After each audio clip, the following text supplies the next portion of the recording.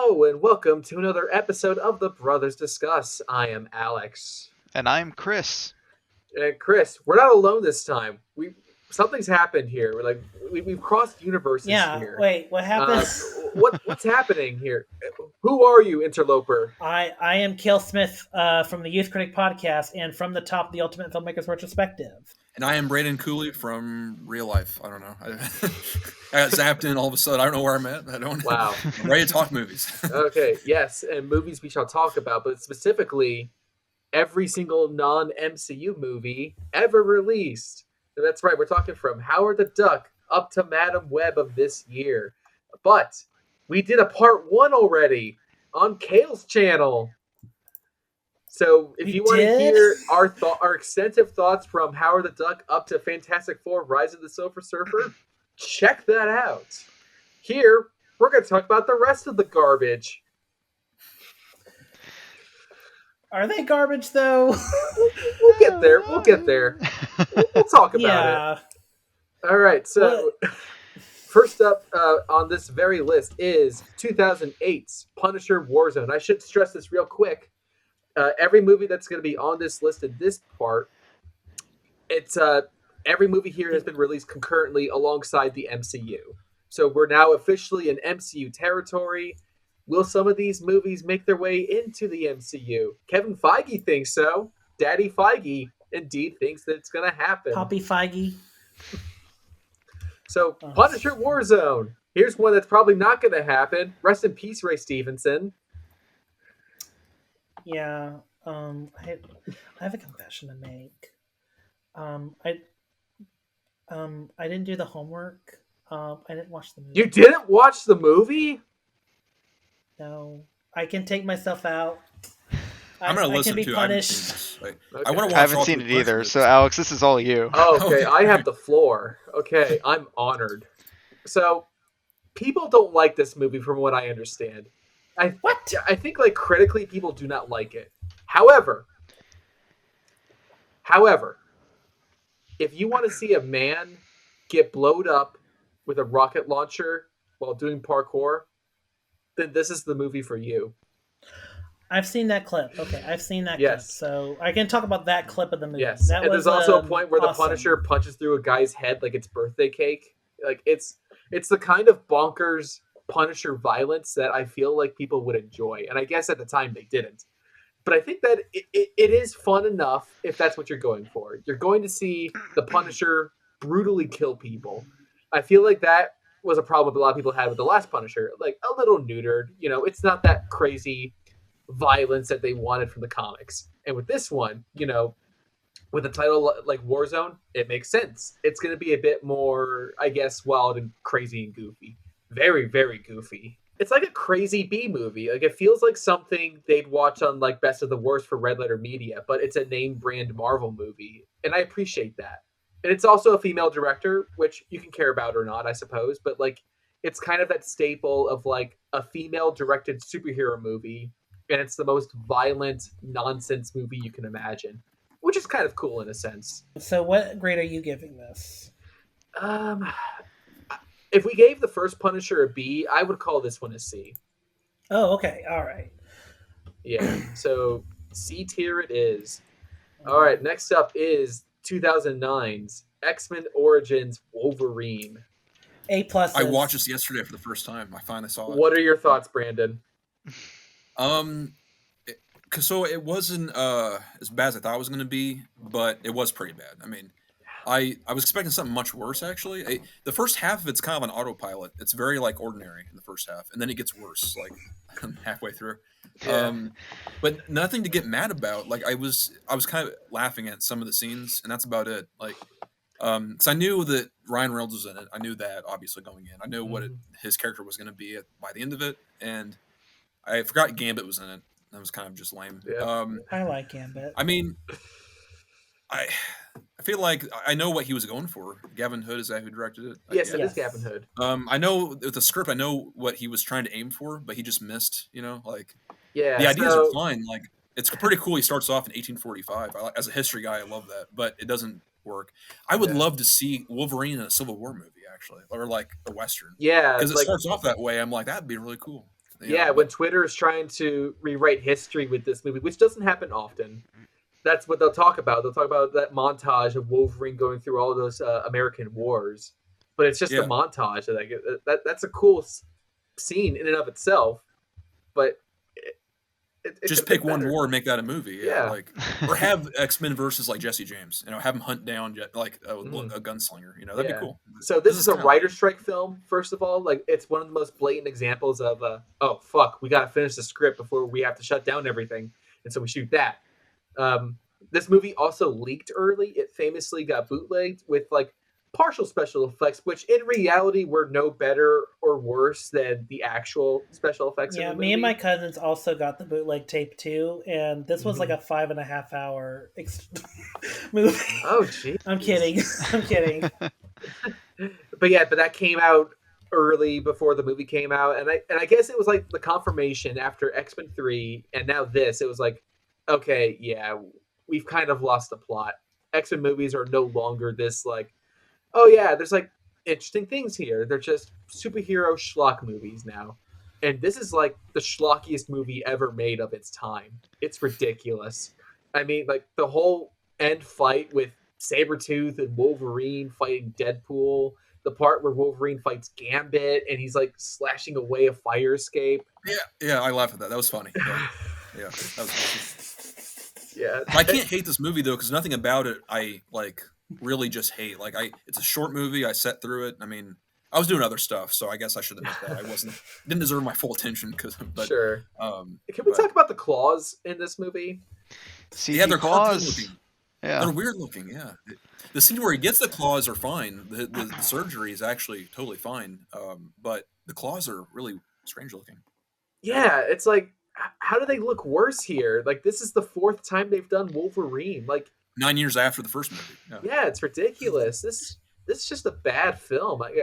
But I think it does sort of peak over that nonsense hill into becoming enjoyable because it's just so stupid. And there's some good moments here and there.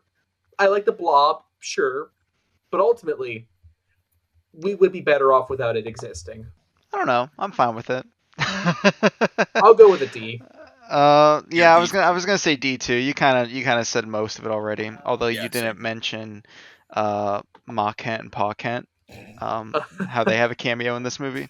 But yeah, this is D tier for me. I forgot he was Canadian. I saw that. I'm like, oh yeah, Wolverine's from Canada. That's neat. Which begs so as a history buff, riddle me this, Brandon.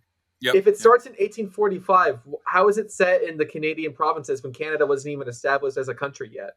Good question. Yeah, that's a good. 1845 though. I mean, they could have started with the Mexican-American War in 1846, 47. Like I don't know why. I mean, but that would make sense because he's in Canada. He wouldn't go down there to fight. But I don't know why it started that year. I don't know. That's a good question. But they could have picked one war and just went with that, and that'd be the opening scene. But that's X-Men. That's the Wolverine. They start off with World War II. That's right. Better scene. But we'll no, my thoughts are it is a terrible movie. It to me is the worst X-Men movie I've ever seen. And I would. I'm going to disagree with you right there because this it's bad. It's at least fun. X-Men: The Last Stand is not fun. I don't know. Like this is like a good point. Like I feel like they could have cut more out of the movie if this was what the result was going to be. Like I feel like this could have been an easy 90 minutes. And like I don't know, like there's something about this movie that it just does not work. Like I don't know what happened. I would love to like sit down with Gavin Hood one day and just like have a conversation about like because Gavin Hood, for those who don't know, like he broke out with this movie in South Africa called Tsotsi, which is this incredible like kind of crime thriller about a kid who accidentally kidnaps like a child of like a child from a rich family, and he's like caught in the mess of it and trying to figure out what to do and how to keep this baby alive. And then he goes from that to I think a Reese Witherspoon, Jake Gyllenhaal. What was that movie? Well, he did after Wolverine. He did do Eye in the Sky. Eye in the Sky. Which was notably Alan Rickman's final performance. Yes. And he did Ender's Game, which I feel like I always have to defend the Ender's Game adaptation.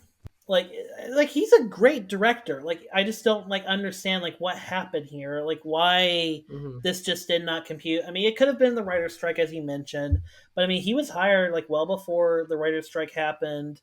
Yeah. And I don't know, this movie just did not it doesn't really work. And I remember seeing this at midnight with my dad, and just everyone in the theater just walking out just quiet. It just did not work at all. So yeah, no, this is to me my least favorite X-Men movie. Okay. Fair enough. One more thing before we move on is that I feel like the name Origins, it's like they could have made it X-Men Origins Magneto. X-Men Origins I was actually going to bring that up because this was supposed to kickstart an Origins prequel series. And Magneto was going to be the one they were going to do next because, Wolverine, it makes sense to do Wolverine because his past was shrouded in mystery. Yeah. With Magneto, it's we've already seen it. But then that gave way to the next film on this list, actually. Which are we agreement on D with this one? D, yeah. Yeah, it's fine. But then that paved the way to the next film, X-Men First Class.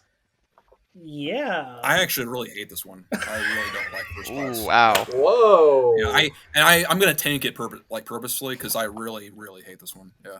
Wow. All right, Alex, Chris, we're all in agreement. So, this is an A. Well, no, that's the thing. I don't know if I go that far, Brandon, but I'm kind of with you in spirits because I think this movie. I think the biggest strength of this movie are the performances from our two leads, the boys, the men, Banshee and Darwin. No, I'm just kidding. Charles and Eric. McAvoy and Fassbender, great casting, and they give terrific performances. But if I'm going to be honest, I think that's the only good thing about this movie. Yeah, here's my thing. I love the '60s, as the culture and the music, the movies, and all that. And the thing you have with this is civil rights and the Cold War, and they ruin both. They don't use any of that. The whole theme of X-Men's diversity, and working together, and they don't use. I mean, Mystique could have been a great espionage kind of theme to the plot. I don't think Jennifer Lawrence really delivers. I like Jennifer Lawrence, but I don't think she's good in this. I don't think that. I really don't like Kevin Bacon as the villain. The opening scene of X-Men, the Holocaust scene was really well done. Sebastian Shaw, is that his name? Yes. Just such a goofy villain for being a Nazi. It's just so silly. It's just a very silly movie for being X-Men. Sure. I mean, it is a Matthew Vaughn movie. I don't like Matthew Vaughn movies. And I'm with you with that. I don't like Matthew Vaughn movies. I'm mostly with you guys. I do agree the best part of the movie is hands down Charles and Magneto. Two of them, whenever they're on screen, especially together, it's genuinely really good. And I like some of the visuals. I like the scene where Magneto puts a coin in Kevin Bacon's head, and it cuts back and forth between him and Charles because they're both feeling it. It's a neat scene, and it's visuals like that kind of stand out in this movie. But for the most part, and I'm also kind of surprised you didn't mention. I'm not one to really complain about plot holes with big movies because it's it is what it is. There's quite a few in this movie. Inconsistencies with the previous X-Men movies? Yeah. I mean, not that it really matters, because X-Men is a complicated franchise, but there are quite a few in this movie. Beast made Cerebro. No, because in Magneto building Cerebro, that's a plot line for 2 X-Men movies right there. Yeah. And also, I mean, I do like this more than Last Stand, but Last Stand does start with walking Patrick Stewart with oh my god, I can't speak. But with his abilities, because Days of Future Past does set up that he can walk at the expense of his powers. But he does have both in the begining of Last Stand, and he gets paralyzed in this movie. So there are things like that where it just gets a little messy. But I think I think the movie is all right, though. I think I enjoy it for what it is. I think it was a step in the right direction. And it does get hailed as being like the best X-Men movie ever, and it's like we were saying, I don't think it takes advantage of its '60s setting, and personally, I don't think it fleshes out any of the characters besides Charles and Eric. But those two characters are really good, and the Magneto theme is really good. So you know what's also funny? This came out the same year as First Avenger, and both are period pieces that don't take advantage of their time periods. Well, the First Avenger does take it, it uses the World War II propaganda. Sure, the first hour of First Avenger does that, and then the second half gets a little into, science fiction. Yeah, it's just nonsense. Yeah. Okay. So, I have a soft spot for this movie. I do think it does use its 60 aesthetic. I think it uses the time period. I think the problem that we all have with it is just because we were promised a whole trilogy of this, everything being set in this time period of the 60s and the 70s. And then, of course, X-Men Days of Future Past just skips a decade. But I think because X-Men Days of Future Past skips to the 70s, and then Apocalypse skips to the 80s, it's like we're missing so much story that happens between Charles and Eric and the whole X-Men and the Brotherhood. We're missing so much that happens that when we get to Days of Future Past, when we find out they've all been killed, it feels a little bit like we missed a sequel. We skip. It's like if you watched, it's like if you watched A New Hope and then went straight into Return of the Jedi. We're missing a big chunk of what happened, and you can't get to Here's Empire. The difference between that, though. The difference was Empire Strikes Back at least had characters that we liked. This one has nothing. Well, no, Yeah, I mean nothing in this. No. What I'm saying is we're missing that middle chapter that kind of develops this time period. So when we get to Days of Future Past, everything feels like it's culminating to the two trilogies. So I don't know. And that was originally Matthew Vaughn's plan. He wanted to do another movie in the late '60s. So I don't So for me, it's but Chris is right. Some of this continuity stuff doesn't work. I mean, Emma Frost is in both Origins Wolverine and this. Mm-hmm. So I mean, Origins Wolverine also does have Cyclops. Again, none of this really matters in the grand scheme of X-Men, but yeah. And setting it in the 60s kind of fucks everything up, because shouldn't Charles and Eric be 100? Shouldn't they be close to 80 when we finally see them? It doesn't matter. They don't age in any of these movies. Yeah. It's this also continues the trend of X-Men movies American washing their cast of international characters. We get both Banshee and Moira McTaggart in this film, and they both do not have their accents.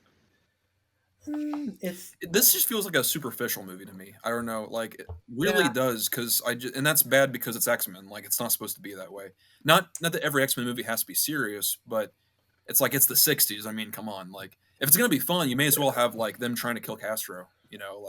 I mean, there's so many good storylines in the '60s, Cold War, to have in terms of action, and then civil rights, you have a lot of positive values, and it's just none of that. It's just they happen to be, the Cuban Missile Crisis, they're involved, but are they really though? It's just kind of lame. I don't know. They could have done something fun because JFK's established as a mutant. It's weird. I think actually Nixon should have been a mutant instead. That would have been funnier, I think. But a really lame superpower, something that actually isn't cool.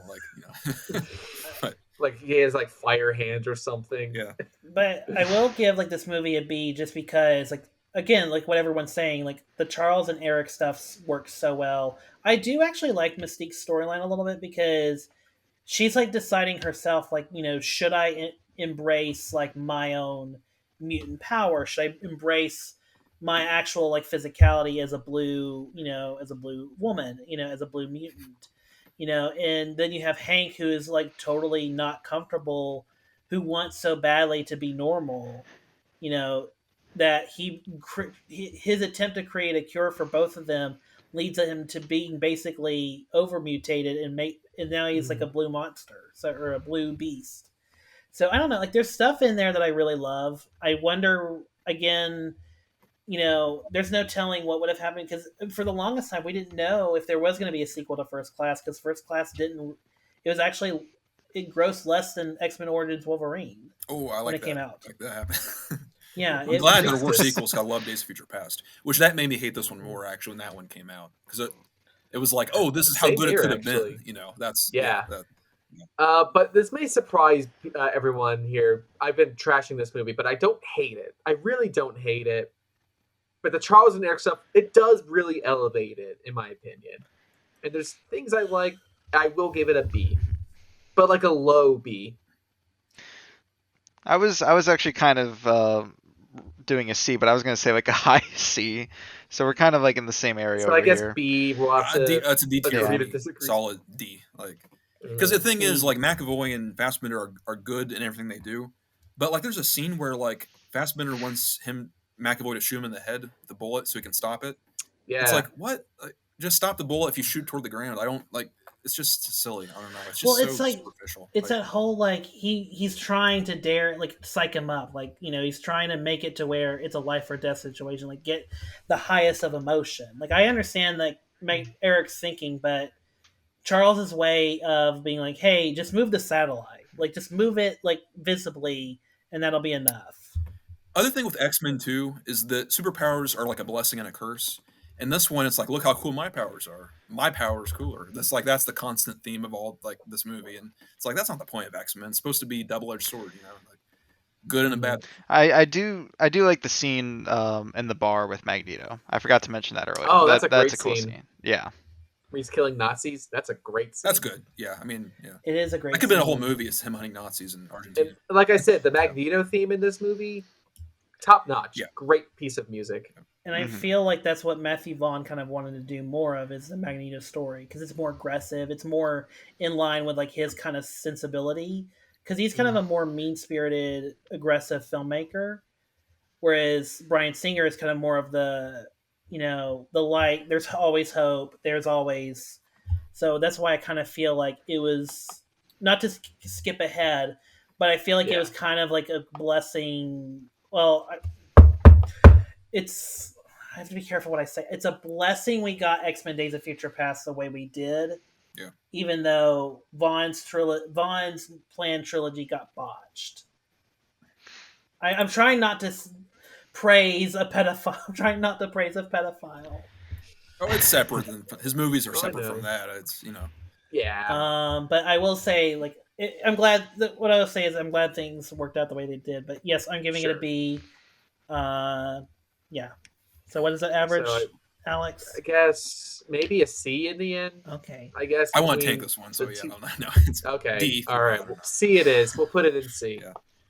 All right. Next up is in the same year, Ghost Rider: Spirit of Vengeance. Wait a minute. That's wrong. Is it? It was February 2012. I thought it was like released. I think technically it got a premiere in December, is it premiering at that Button-Up-a-thon? Yes. Oh, yes. Fuck that. Oh, fuck.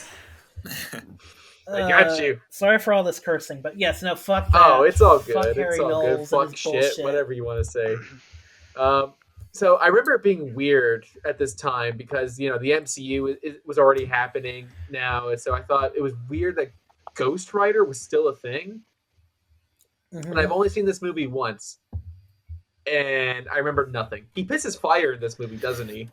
He does. Because I also rewatched this recently. Or I not rewatched it. I watched it for the first time recently.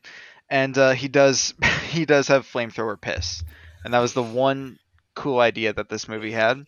Everything else, again, was just like the first one. It was just like really just forgettable. I think I like the first one a little bit more than this, though. I would too. This one just really didn't stand out to me at all. I would give this an F. Yeah, I was gonna say F too. I haven't seen it. I've seen clips of it. I mean, the clips. I will say this: Spirit of Vengeance. I might be one movie where you actually enjoy it in piecemeal. Like you just watch a clip online and just kind of laugh at how silly it is. But yeah, no, I didn't see it. All right. Well, next up is in the year 2012. It is The Amazing Spider-Man. Here we go. Yeah, This here we one's like a go. solid C for me because I can't think of that much to hate about it or like dislike, but also not much to like either. I mean, it's I'm the same way, actually. I not to spoil my grade. This is also a C for me. Um, it's a very unnecessary film when you think about it in terms of like we just had 3 Spider-Man movies. Do we need another one? And like you can argue that never ended that problem, but you could say every movie is pointless because why aren't you doing something that isn't making a superhero film? Sure. I think that at least this film, compared to its sequel and other films, at least has its own style, and it may be aping off of successful things at a time, a la The Dark Knight or Twilight or whatever it may be. But at least it was trying to do something. It felt like Mark Webb had a vision. Whether that was influenced or not, it was its own unique thing.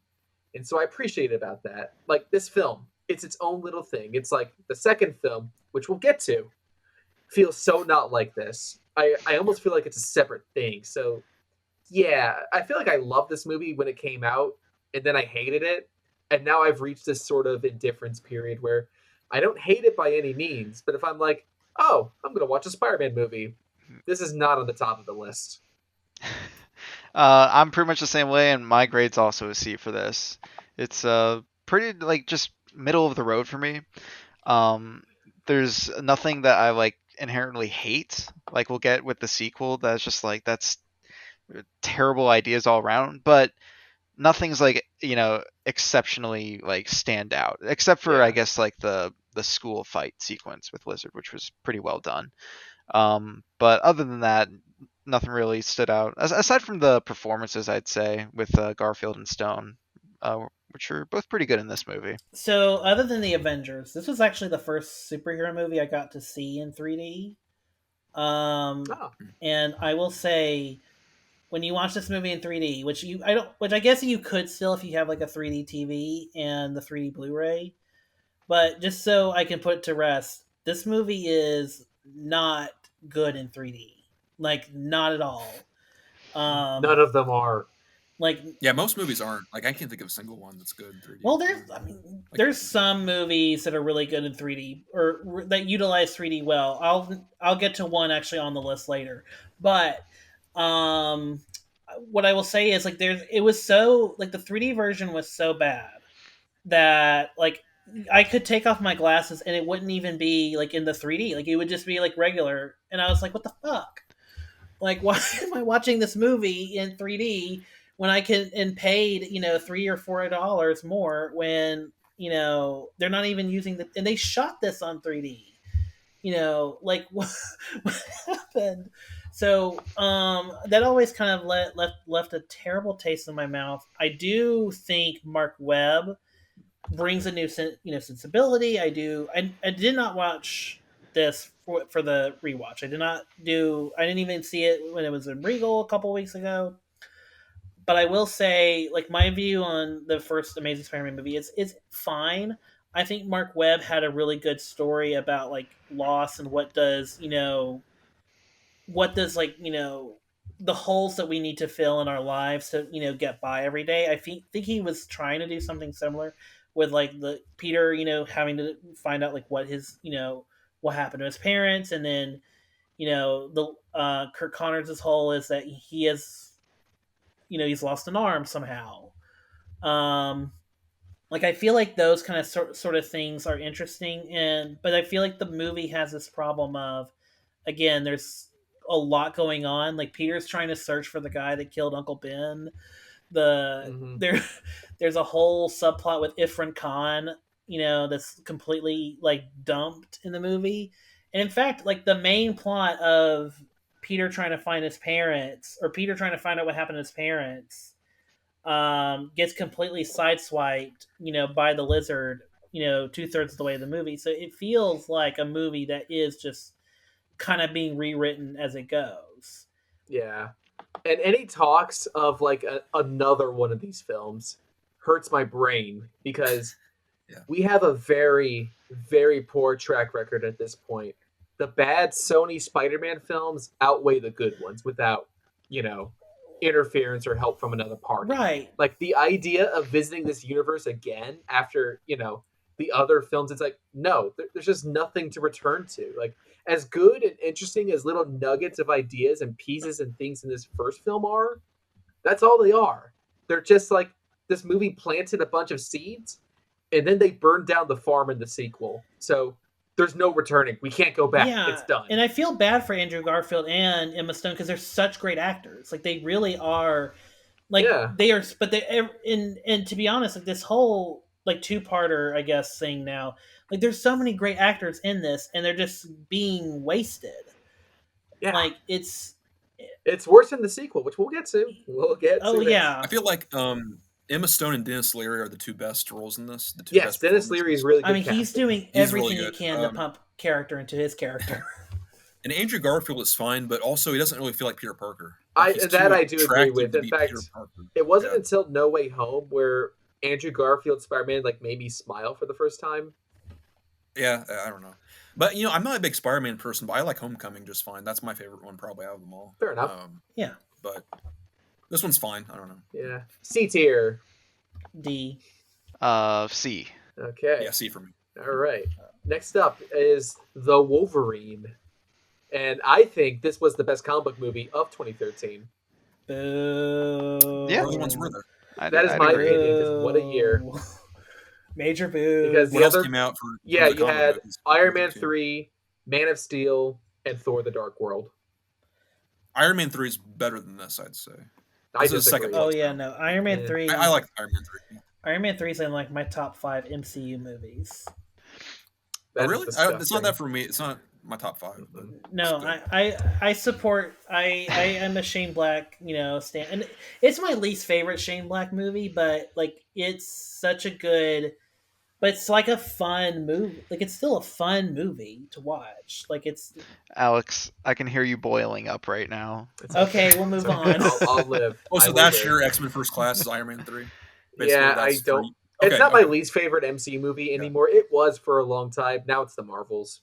But that's a whole other story. Oh, good grief, Alex. Oh, I agree with that. No, actually, I didn't see it. I thought you mean Eternals, yeah. Oh, well, that's also a really bad one. Yeah, that's one of my least favorite. Yeah. Anyway, yeah. The Eternals is Why do you like bad movies, Kale? What? Like, the Wolverine works on paper so well. Like, Wolverine plus Samurais. Like, what can go wrong, right? I mean, it's a solid B for me. And they make ninjas doesn't really go above and beyond. But yeah. I mean, this is not like the best movie ever. It's really just another X-Men film. But I do have fun with the setting. Like, I have fun with the character. It was the first time since X-Men 2 that I felt like something could happen to Wolverine. Like, when he's facing off against Jean Grey in X-Men 3 and he's being, like, atomized, he's fine. It's a nothing. But in this, he was injured and bleeding and tired, and I liked that about it. I liked how simple it was compared to the last few X-Men movies we had gotten. He was just in Japan protecting a girl, and then he fights a guy in a big robot suit in the end. So it gets a little wonky at the end. But for the most part, I enjoyed how stripped down it was compared to the other films. So I'm somewhere between a C or a B. Yeah, I like the Wolverine a lot. This is my favorite comic book movie of 2013 as well. And I like Iron Man 3, but I do think it is better than Iron Man 3. But yeah, like you were kind of saying, nice and simple. I love the setting. There's some great jokes going on in the background too, but yeah, you took the words right out of my mouth. I love the idea that Wolverine's hurting in this movie, and I kind of like how that vaguely but somewhat carries over into Logan a little bit, because they're both James Mangold films, so you could watch these back to back, even though there is the whole time fuck up that happens in the next one, but still, yeah, I do think this was really solid. I'm gonna go B tier on this. Okay. James Mangold's interesting because we know he can do better because of Logan and 3:10 to Yuma, but he can also do worse with Indiana Jones Dial of Destiny. So in terms of that, it's a decent movie. James Mangold's kind of fascinating in that way. He's very like dynamic. He is. He is a really good journeyman filmmaker. I like the Wolverine. No, I agree. It's the second best Marvel comic book movie of 2013. But I will say, like, what I do love it. I actually love the first 2/3 of it more than the last third. Like, I understand. That's fair. And I only say that just because, like, the movie is so, like, grounded. It's so like there's only really Viper and then Logan. That's the two mutants. Like it's really like you could really see this as like a runaway story, like a mafia story with a runaway, angle to it.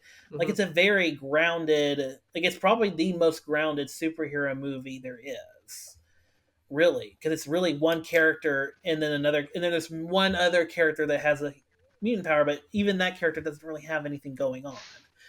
But that's beside the point. I do like it a lot. I think it's really well done. I think I've been having it on my watch list for the longest time to watch the R-rated cut, because apparently that's the one Mangold prefers people to watch. Yes, I do recommend that actually. Like I would give this like the theatrical cut, I'd probably give like a 6 out of 10 maybe, but the director's cut elevates it at least 2 notches higher. Okay. I've always wanted to watch it. I've had it on a watch list for a while, and I've never even unfortunately for the show. Sorry. And I think the only way you can get that is if you get the 3D Blu-ray of the Wolverine. I think you can buy it digitally on Amazon. I could be. Oh yeah, you could be right about that. I'm not entirely sure, but in terms of physical media, my preferred way of viewing movies, of course, the 3D Blu-ray is the way to go. Right, but if you just wanted like that movie, then yes, or just that's fine. But you're right, and that's fine though. I don't care. So, are we feeling a B on this one? Yeah, that's fine. Yeah, B for me. Yeah. All right, B it is. All right, next up is the 2014 The Amazing Spider-Man 2. I will say D tier for me because they ruined Paul Giamatti's Rhino character. Like, he's a great actor, and he should have been used better than that. It's the worst Spider-Man movie by far. I don't care what anyone says. Everything about it is awful. It's a nightmare world. Yeah, I don't know why there's this like illusion that this movie's good now. There is. Yeah, well, actually, no. I'll tell you exactly why. It's because Andrew Garfield's in the MCU now, so we kind of have to hype it up a little bit more. But yeah, this movie fucking sucks. And like, here's the thing. There is that like fine line with bad movies where you can recognize its flaws but still have fun with it. You can like enjoy it, like Origins Wolverine's like that, or Batman and Robin, or stuff like that. This movie has that, but then it also has just this movie is like it is a nightmare world, like you described. It's like you're combining like Elektra with Origins Wolverine, and you're just who would ever want to, like, I don't want to rewatch this anytime soon because it is bad. Especially like the middle chunk of the movie where literally nothing happens, and it's exhausting too because it's a long movie, and it's so exhausting to get through it. And we should honestly all be grateful because this movie was supposed to be so much more. There's supposed to be so much more in this movie that luckily we just don't have. MJ was supposed to be thrown in this. I'm sure Rhino would have gotten more screen time or something. I don't know, but like, and this kickstarted, not really, but I guess kind of now the Sonyverse, just not this Sonyverse. Well, maybe that we know of, but we don't know. Yeah. We don't know. It's all up in the air right now. Fucked up about all this. I mean, we'll get to those movies eventually. But this was like the first, and it happened before, but like this was the point that started like the meme of Sony just spoiling their movies, where like Sony was the king of bad trailers. And then famously, like the last shot of the trailer is the last shot of the movie. Like the art of the teaser is supposed to make you go, oh, I gotta see what happens next. I gotta buy my movie ticket. Well, if you buy your movie ticket, you don't get to see what happens next. But what we know in No Way Home is that Andrew Garfield promptly killed the Rhino. He just cut his head clean off with that sewer cover. Honestly, I was so down. Like, Peter just goes fucking insane. And, like just trying to save the world, he just goes insane like Optimus Prime in those Transformers movies. Mm-hmm. Because the joke I used to make for years after the series got canceled was that Andrew Garfield died in that fight with Rhino. But what we know in No Way Home now is no, it was Rhino that died. Here's what I'll say about Amazing Spider-Man 2. I did not see this in 3D. That's the first thing. Felicity Jones is in this movie, and I think she has less than 10 lines of dialogue. And like 2.5 years later, she would go in and be the main character of a Star Wars movie. Like and it just, like, to me, and that example kind of just shows like this how big this movie is.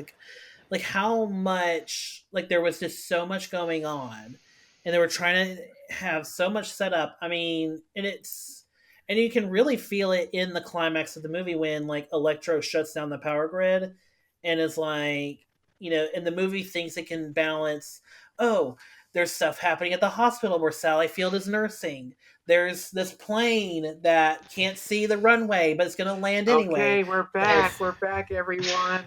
There's Peter and Elektra fighting. There's Gwen trying to get to the electric place or whatever. Or there's, like, all this shit is happening, and it's just the plane thing in particular is so stupid, because why even include that when Peter himself doesn't even know that those planes are about to crash into each other? It has literally no purpose in it. It's just like no for dramatic. As if the scene of Spider-Man and Elektra wasn't dramatic enough. Yeah. Well, here's why it's in the movie. They pull out a stopwatch, and the movie is about time, in case you haven't figured that out yet, because it reminds you every 2 goddamn seconds this movie is about time. They even, like, when the clock even stops to reference the issue number that Gwen Stacy dies in. Oh, good grief. The opening shot is the inside of a watch. Yeah, and it's so, like, try hard to be what the fans wanted. You got the new suit, you got all these villains, you got all the things. We're doing the death. The suit is kind of cool, good looking. I mean, not to be too tangential, because Chris Kidd and I actually have a whole podcast episode about Spider-Man suits that you can check out on the Amazing Spider Talks YouTube channel. But all this is to say is that it just ultimately amounts to a very big embarrassment that, in a way, cost Sony their universe and made them play nice with Disney and Marvel Studios. But getting to the suit real quick, not to go too off on it, it's just a completely different suit. It is from the first movie. Like, if they had, like, little details that were similar, whether it was, like, the design of the belt or the gloves or something, right? Like, yeah, that would be interesting, because I acknowledge that the Amazing Spider-Man 1 suit was made out of the need to be different. And so they went back on that here. But it's just emblematic of the movie itself. It's like trying to be what you want it to be without any of the substance. It's like, we know you want this. It's like, okay, well, what about it? Like, the first movie was so built on him making that suit and making it real. And it's like, well, what about this one? It's just a Hollywood suit. And I think I mentioned that in our podcast when we were talking about the suits, was that, like, if you take the Amazing Spider-Man 2 suit and Tobey Maguire's suit and you, like, place them both, like, at a football field distance away, you really wouldn't be able to tell the difference. And that's kind of what it felt like in No Way Home when they're all, like, swinging together. You couldn't tell who's who because the suits look so similar. And I was fine with the first suit's design. I think it fits well for that character, but this is thematical of Sony, of just like, well, people, the first movie didn't really go too well over with people, so we'll go back to lighting things up literally. Everything's, like, just so saturated, and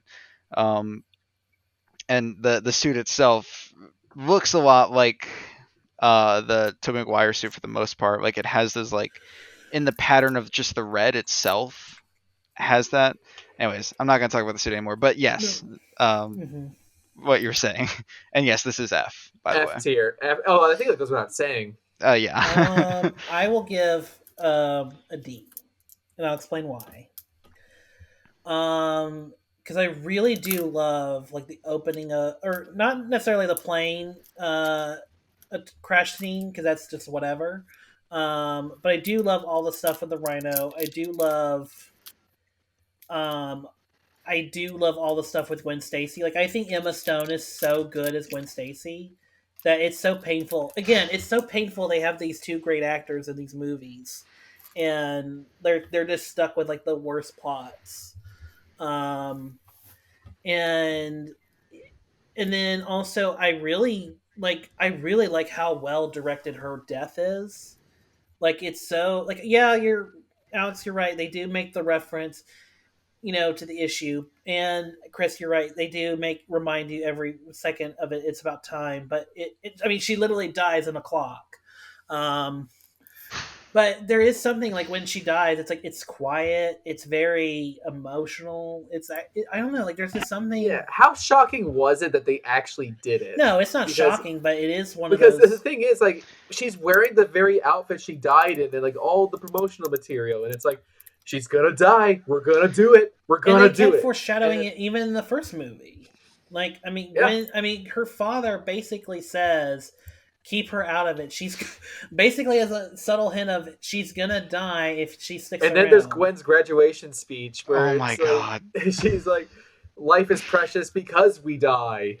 And in case you couldn't tell, God, and I do love the ending with the rhino because I do kind of. I don't know.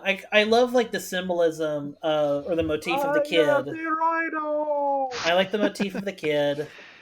Like Spider-Man can't. And if it was a better movie, I could buy into the reality that this kid would actually, go out and feel brave. Like it would actually mean something. But it's not. It doesn't matter. Nothing matters. We get a post-credit scene that's a preview to X-Men Days of Future Past, which they actually kept in the re-release. Holy shit! That was. Oh, did they really? They did. They actually did. That's kept incredible. The Days of Future Past teaser. Oh god, it's so. Why did they do that? Oh man. I guess to promote X-Men Days of Future Past on Disney Plus. But it's not even on Disney Plus. Wait, what? It's on Max? It's I don't know where it is, but it's not on Disney Plus. It's the only X-Men movie that's currently not on Disney Plus. Oh my god. What a disaster. Brandon, what's your grade? D for Amazing Spider-Man 2. So we're tied. Oh yeah, that's right. It's an F. But move on. Let's go with F. So that being said, as the teaser of the post-credit scene of Amazing Spider-Man 2 alludes to, the next film is X-Men Days of Future Past. Yay! Yay, a good movie. The worst movie. Yeah. I mean, the best movie.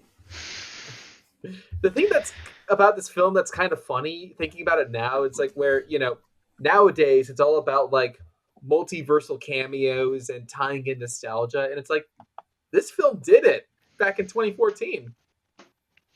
Yeah. There's nothing more legendary than having, because I mean, I remember the teaser and people talking about like, there's this scene where the two Charles are going to meet and talk to each other. Great scene. And when you get that tease in the teaser set to time, from Inception, not Amazing Spider-Man 2. It's, it's such a great, like, that is such a, I mean, you were so hyped. Like, it's such a great teaser. And I actually disagree with it being a great teaser because I don't like that teaser trailer for Days of Future Past. I actually prefer the second teaser trailer even more. Oh, yeah. Because I think the first teaser is just, there's a bizarre editing choice where Wolverine goes like, peace was never my strong suit. Then he goes, ah! Immediately. I don't like that editing choice. I will give you that. But I don't know. It's such a good, but everything else, it's like really good. And then the movie is really good. They took everything from First Class and improved upon it, in my opinion. I agree with that. Jennifer Lawrence is really good in this one. Mystique is intimidating. Yeah. Which is she's supposed to be. That's the whole idea of Mystique. Yeah, part of my problem with Mystique in First Class was that I didn't buy that this version of Mystique would go on to become the Mystique from the trilogy. Yeah, exactly. This one I can believe it. Totally. Mm-hmm. Yeah. They don't mess with history with this one either. It's not like it's the early 70s is, again, I like that time period and it feels right. Like the clothing and the dialogue. And it takes advantage of the setting a lot more than First Class. That was going to be my point because it's a waterbed in this. I love waterbeds in movies. Yeah, like waterbed, the lava lamp, but then also is Xavier, James McAvoy. Like he essentially has drug addiction in this movie. Yeah. And it's the great scene between the Charles and Charles, like we were saying. And he has that line of like, I'm not using them to walk. I'm using them to sleep. Like I can barely get to sleep because all these voices are coming to my head. So he's got to suppress them. It is an allegory for drugs. It's a bit heavy-handed whenever we see the shot of the needle hitting the ground, but like it's seeing this character that is like we go on to see is the leader of this sort of mutant revolution in a way. But he's forced to join sides with his foe, and here he's at his lowest point, and it's like, well, how do we get him out of here? And it's interesting to see Wolverine, who was brought out like he found him as a cage fighter, as like a lonely guy, but he made him feel like a person again. So now it's Wolverine's job to do that with Charles. So I think it's just a good balance with that stuff. I love it. And people were mad that Wolverine was the one that got sent back in time and not Kitty Pryde. Well, it's just because you use the players that were big in those X-Men movies. Kitty Pryde, as much as I like the character Kitty Pryde in the comics, I don't think that would have necessarily worked. So I think it's fine that you use her to send Wolverine back. Yeah, so this is actually my favorite X-Men movie. All right. I like this a little bit more than X2. And, well, in terms of Logan, I don't know if I kind of count that as just a separate thing. But, yeah, Days of Future Past, really solid overall. Like, I think just that the balance of the old and the new cast, like, it's just really great. Everyone just giving great performances, and I'll just never forget like the hype going into this movie. Like, it was just really, really awesome, and getting to see this, it was just really great. So, I'm gonna go S tier for Days of Future Past. And I mean, we get a happy ending, with the previous universe. All these characters were dead, and there were all these shattered pieces. But now everyone's alive, and they're in the mansion, and it's like they have this nice, warm universe where these characters can actually exist. Which, yeah, it does feel like an ending. I mean, obviously, there's another ending point in the series that we'll get to, but I was gonna say A. Yes, I will say A as well, and it's like the ending is perfect. Like, it really is. No, and Mystique having to make the choice. I mean, the whole montage with Eric, his monologue while it's just, going back, cutting back and forth to like the mutants dying, because of the machines that the humans make. Like, it's such a great, like, the whole ending is so perfect. And I will, like, if I will criticize Singer on one thing about all of his movies, is that he's not a really good action filmmaker. And, well, he's not like the best. I will say that. He's not like the best. But here he uses, like, he kind of, like, uses, like, his weakness actually as a plus. Because it's like the action, all you just need to do, drop the stadium on the White House, and then basically fortifying, and then have like the mutants talk. Like, don't use the Sentinels for really anything. Send Wolverine, out into the Potomac River, like that. Like, he just does all this shit like that's really good, and the ending is just like people talking. Like, the climax is just two people talking and having a conversation about how, like, they could set the future right. And I don't know, it gets just such a great ending, and then it's completely fucked in this apocalypse. Oh man. Anyway, it's an A for me. All right, Brandon, what's your grade? Oh, it's an A rating for me. All right, so I guess Days of Future Ass is an A. A for ass. Next is Big Hero 6. I think this is fine. B for Baymax. I didn't see it actually. Yeah, never watched it. Go ahead, Chris. I'm in the same boat with you, Alex. I mean, I haven't seen it in a while, so I don't really have too much to say about it. But yeah, it's gonna be a B tier for me. Okay, it looks cute.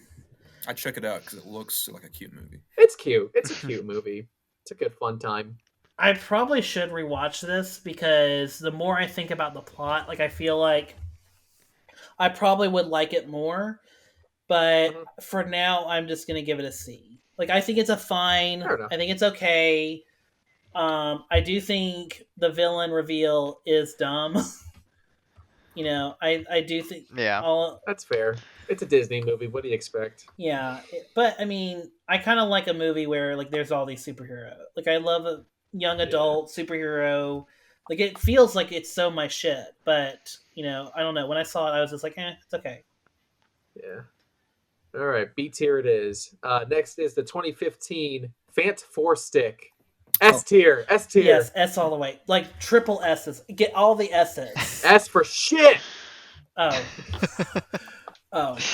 Oh. So No. I do think it's both a bad film and a Hollywood travesty in terms of like behind the scenes nonsense. So it's just bad all around. The only good scene like belongs in a horror movie, which is weird because it's Fantastic Four. So that's why for me it's F, because it's like it's so bizarre that it's so dark. Yeah, it's not funny. There's no funny scene in it. I mean, it's such a weird thing because it's like the idea of making the Fantastic Four into like a body horror kind of like awful experience. You know, like you had that whole scene of them getting their powers, this nightmare world, and it's like I get the idea. Like I understand what you're going for. You're taking this concept and you're spinning it and twisting it and doing all these things. But maybe you shouldn't with the Fantastic Four. Maybe that's just not necessary, right? Like it's like horror themed Mickey Mouse. Like we get it. The kid thing is now scary. Yeah, sure. Move on.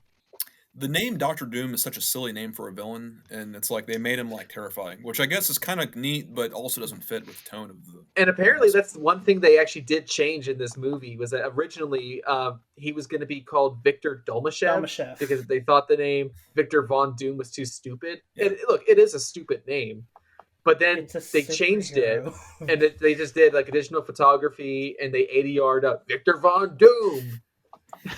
It's so silly. It's just very ridiculous. Chris, go ahead because I have my thoughts. I have nothing to say about this really. It's F tier. F for fantastic. Say that again. F for fantastic. The Miles Teller meme. It's fantastic.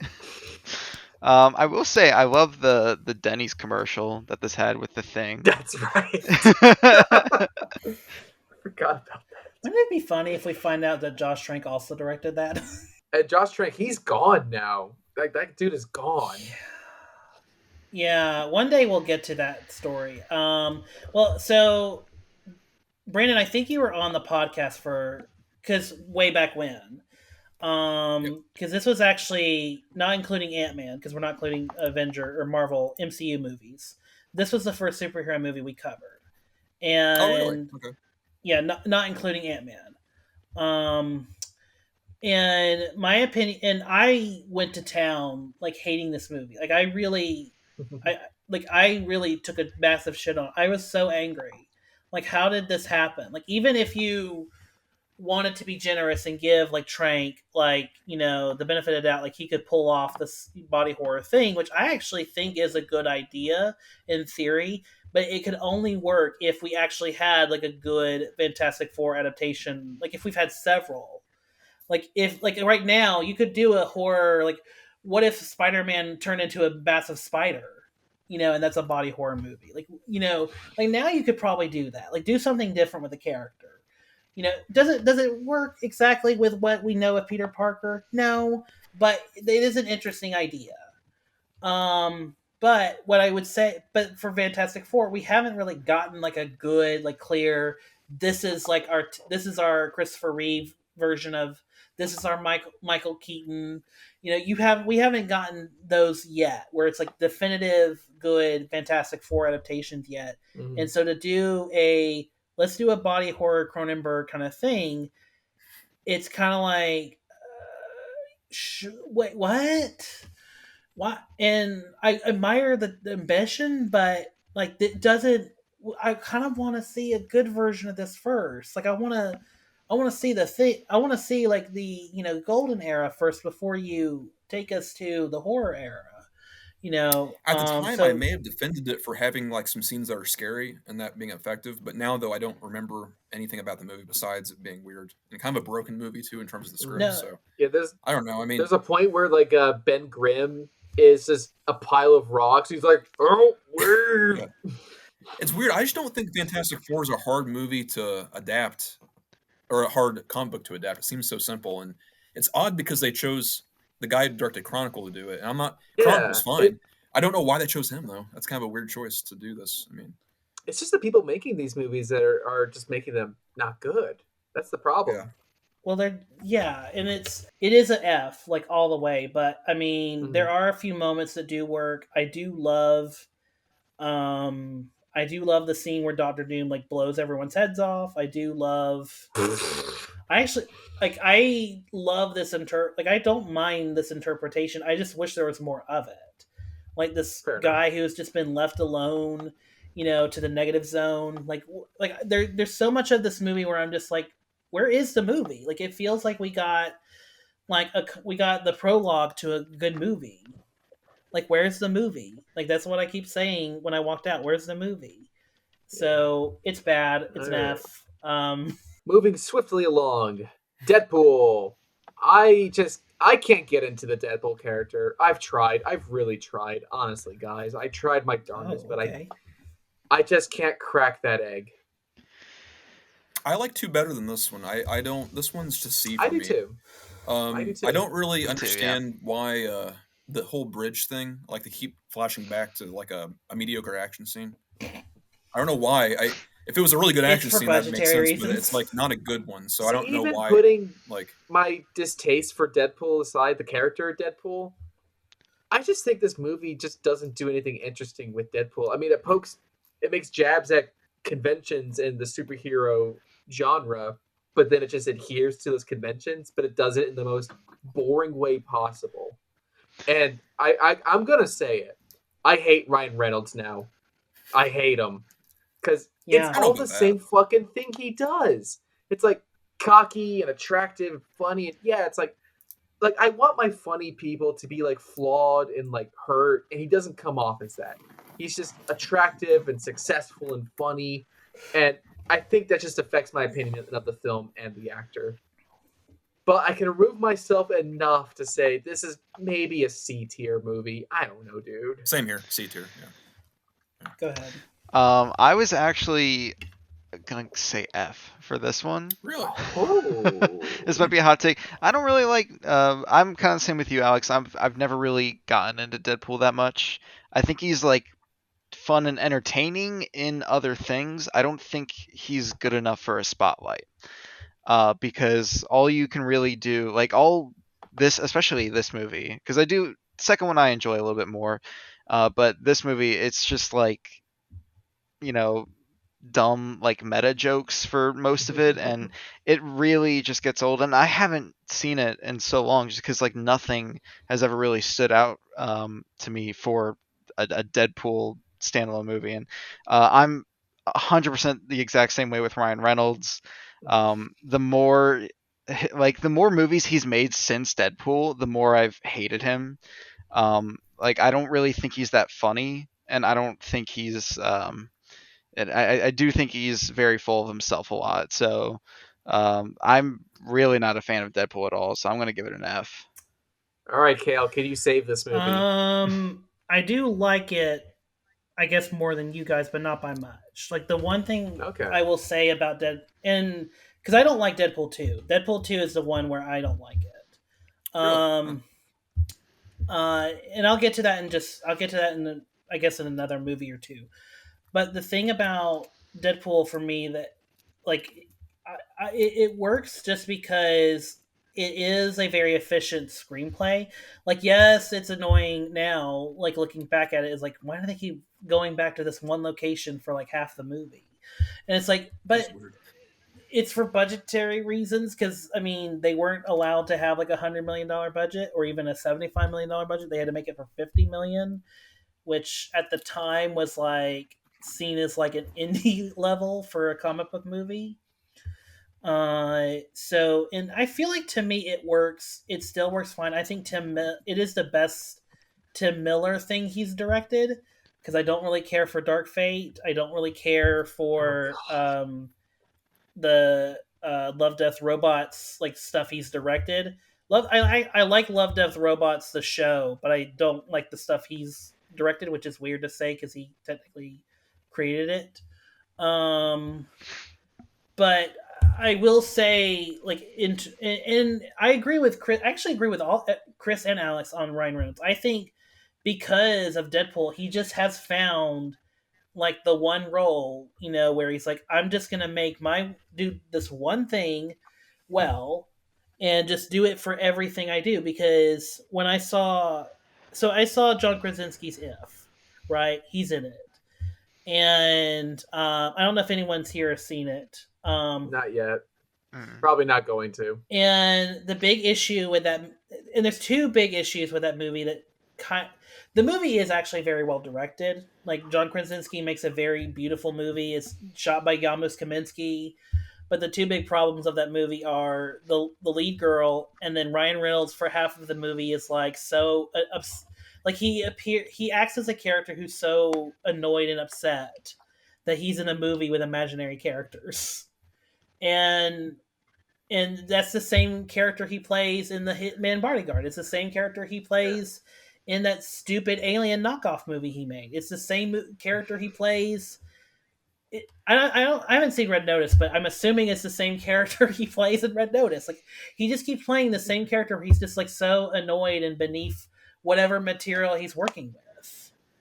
Like, and it's so fucking what's your annoying. grade, sir? I give this a B, but just like it's very much like a B minus.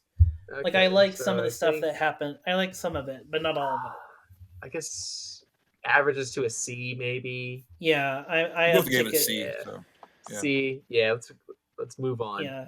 All right, next is my time to shine. It is X-Men Apocalypse. So Okay. this movie kind of sucks, but I love it. Uh-huh. It's great.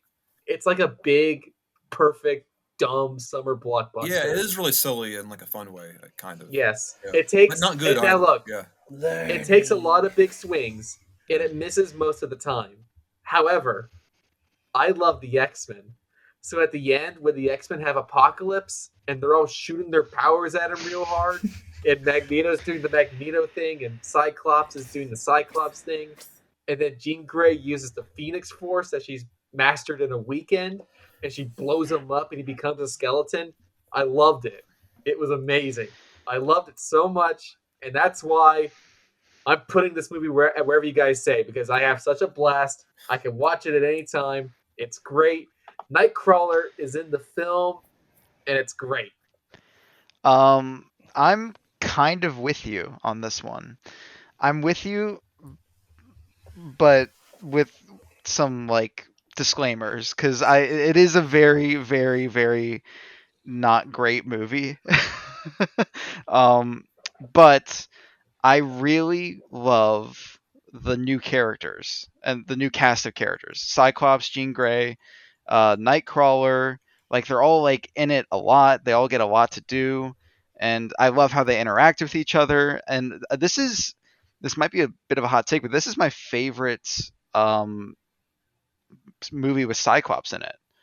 I think he's great in this, and Okay. the scene like where he first sees again with his powers, and the first thing he sees is Jean. It's wonderful. It's beautiful. Yeah. Because, it's the guy who's afraid to open his eyes and the girl who's afraid to close hers. It's all right there. It's beautiful. Yeah.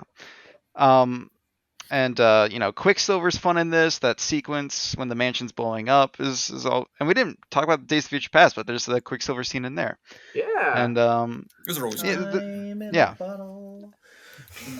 Great song too. Yeah. But yeah, so I mean, it's not great, but I am kind of with you where it's like I do enjoy this a lot. So I'm gonna put this in C tier. Yeah, C tier for me because it's mediocre, but I'm not annoyed at anything with it. Like, see, it's 1980s, right? They went to the next decade. This one, Yes, 83. I don't like the 80s, so there's nothing ruined for me. Like they can do anything they want to with this. Like Reagan can walk through all I care. I don't really care about anything. Reagan can take a shit and you wouldn't care. Yeah, well, I'm not a fan of Reagan, but I'm not a fan of anything with 80s culture. So it's like I don't know like what I'd do with it if I were to make it. So because I know what I'd do with the 60s and 70s with like adding in historical references, but I don't know with 80s what I would really, because it's gonna be jokes about 80s culture, like the mall, and it's like. But it was kind of like that. 2016 was already in the 80s nostalgia era, so it was like, yes, and that way it didn't annoy me because some of those movies back then were like really heavy on the 80s nostalgia, but this one's fine. All right, Kale, I'll let you rip this one apart. Keep it Okay, brief. you know what? I'm not going to rip it off, but I will say Because here's the thing, I actually do love the first half of the movie. Like, I actually like, Mora, back in the movie, even though there's a weird joke of like, Oh, that's actually my least favorite part of the movie. oh, the weird joke or Mora? No, Moira. She does nothing in this movie. And that's fair. But I do like Rose Byrne, like, in general. So it's nice to see her, like, it's nice to see her in a movie playing a character who gets to, like, play off, James McAvoy, Michael Fassbender, all that. I do like all that.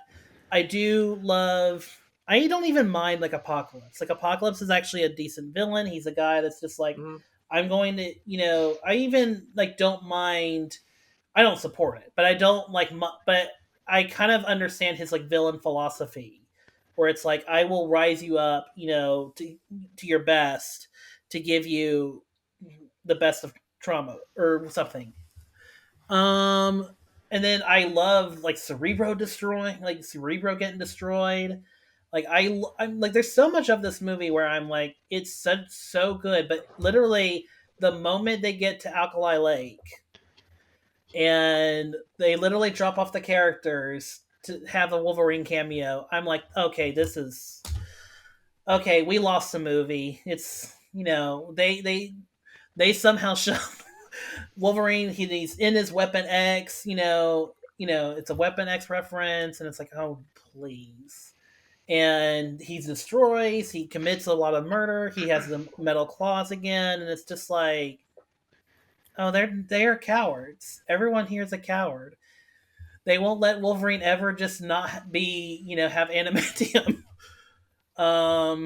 So after that, and then it just becomes like, and you're right, Alex, the climax of the movie where they're all fighting Apocalypse with, like, Phoenix and then Magneto's throwing metal at him. Scott is using his blast, laser beams.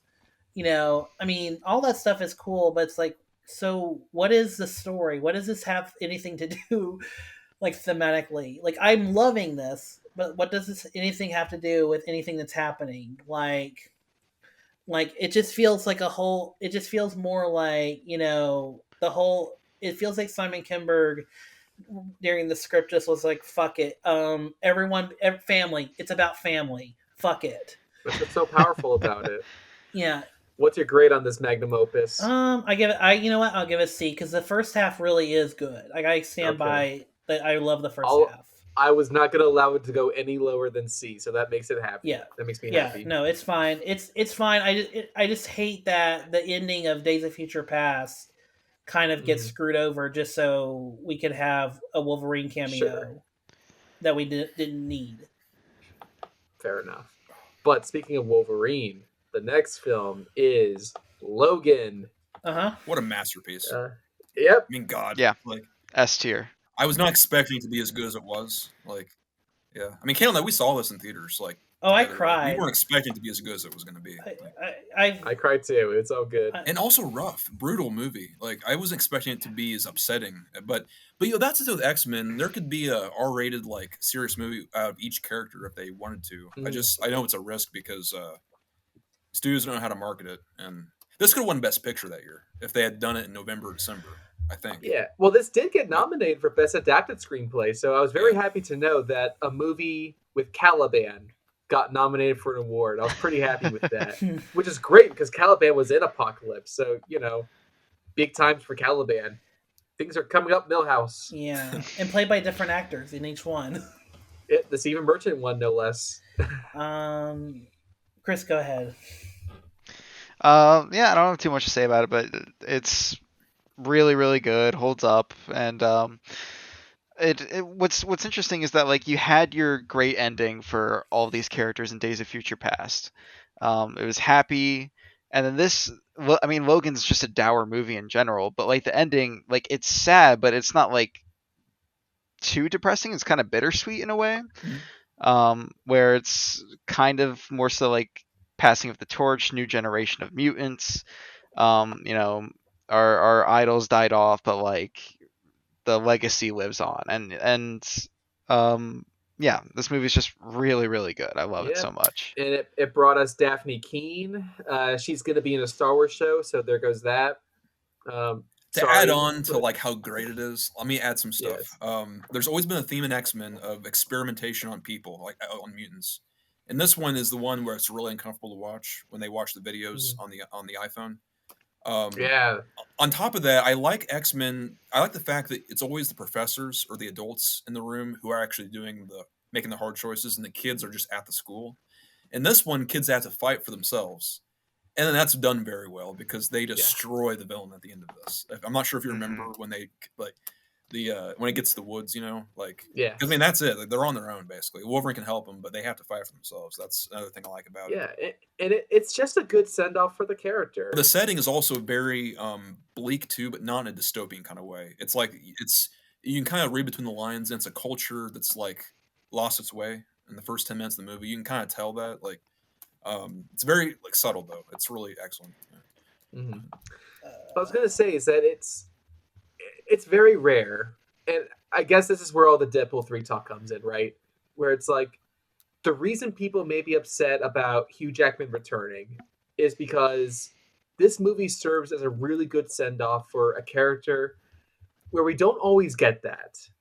For someone who is playing a character for 17 years at this point, we don't always get the chance to write a finale, whether it's a TV show or a movie or whatever. You don't always get to say goodbye to them in such a meaningful way. So for this film to have a whole story about saying goodbye to this comic book character, a guy with claws, it's kind of crazy that we got to do that in such a meaningful way. And so I'm someone that's like, I'm too old to be upset about it anymore. It's just a movie. Movies happen, whatever. But to me, this is the end of the X-Men. I mean, there's more X-Men movies on here, but Logan, when she turns that cross into an X on his grave, that's the end of the X-Men right there. Yeah. No, I love this movie. It is a great send-off, not just for Logan. It's a great send-off for all the X-Men because really, because really in this movie, and I kind of in my own headcanon, this is the sequel to Days of Future Past. Like, this is what would happen if Professor X got Alzheimer's, and his Alzheimer's just got so severe one day that he just accidentally killed everybody at the mansion. So to me, like that's in my headcanon. It's a dark ending to go, but to me that's like, no, that makes sense because because Professor X is so powerful that if he thinks hard enough, or if his brain concentrates hard enough in trying to recalibrate, in his mind, it's gonna kill people. So I don't know. To me, it all fits. I always had, until Chris brought up the whole stuff that didn't make sense in X-Men First Class. I always said if you just took out X-Men Origins Wolverine, the entire series does make sense. But then of course, but it's fine. It's fine. But I will just say though, I love Logan. I do think the ending's great, and it is to me the definitive ending to the X-Men. Everything else is kind of like a post-credit. Everything kind of is like, well, Fox still has the the right, so they're going to still make X-Men movies. Granted, I wish they would have made, other spin. I wish they would have went more in the direction that Deadpool did, in that they made character focus, make a Gambit movie, make the Gambit movie that'll never happen. Yeah, and they did technically with New Mutants, but they never gave. But because of the whole Fox buyout, New Mutants I don't think ever got to finish in the way they wanted. Oh, that's a discussion in just a moment. Yes. Don't you worry. So for now, I guess we're saying S for superior. Yeah.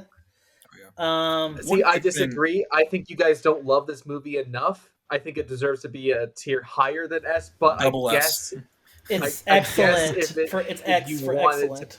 Jump the alphabet. We're going X to for X. excellent, yeah.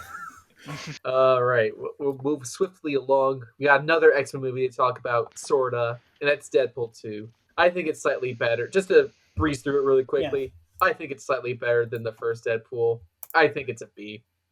I laughed more. That's all my only comment. I just more scenes. And Josh Brolin, he's great as Cable. Yeah, I like that villain better than the first villain. So yeah, Kale, we saw this together. It was a good memory seeing this because we did a video before when going to see it. And we saw the Happy Time Murders trailer, and we were like, "This is the best." Or I was thinking, "This is the funniest thing ever." And then I saw the movie. So I never saw the movie actually. I heard it was terrible. It's whatever. Chris, what are your thoughts on Deadpool 2? It's pretty much the same thing. Yeah, I do think it's better than the first one. I enjoyed it a lot more, and I'll just say D tier. Okay. All right, Kale. It's D tier. I think the problem I have with the movie is I feel like it's in conflict with what it wants to do. I feel like it's trying to be a send up to it's trying to be a parody of Logan, but it also no, you're mistaking that for Once Upon a Deadpool. The Christmas version of it, or yeah, I'm joking. I haven't seen that. No, what I will say, but what I will say is, I feel like it's trying. I feel like Ryan Reynolds saw Logan and was like, "Fuck, I would love to have my Logan moment too," and. Really? That's how it literally is the same plot. It literally is the same plot as Logan. He finds a kid that's, rambunctious, kind of wild, also a mutant, and then, he doesn't want to bond with it. Then, he is forced to bond with it through circumstances. And then now he has to save it for the betterment of the future. It literally is the same fucking plot. I don't think so. I mean, kids are often in movies and they bond with the adult. I mean, Jurassic Park is bonding with kids. I mean, that's I mean, I don't. It's just I'm serious. It really is.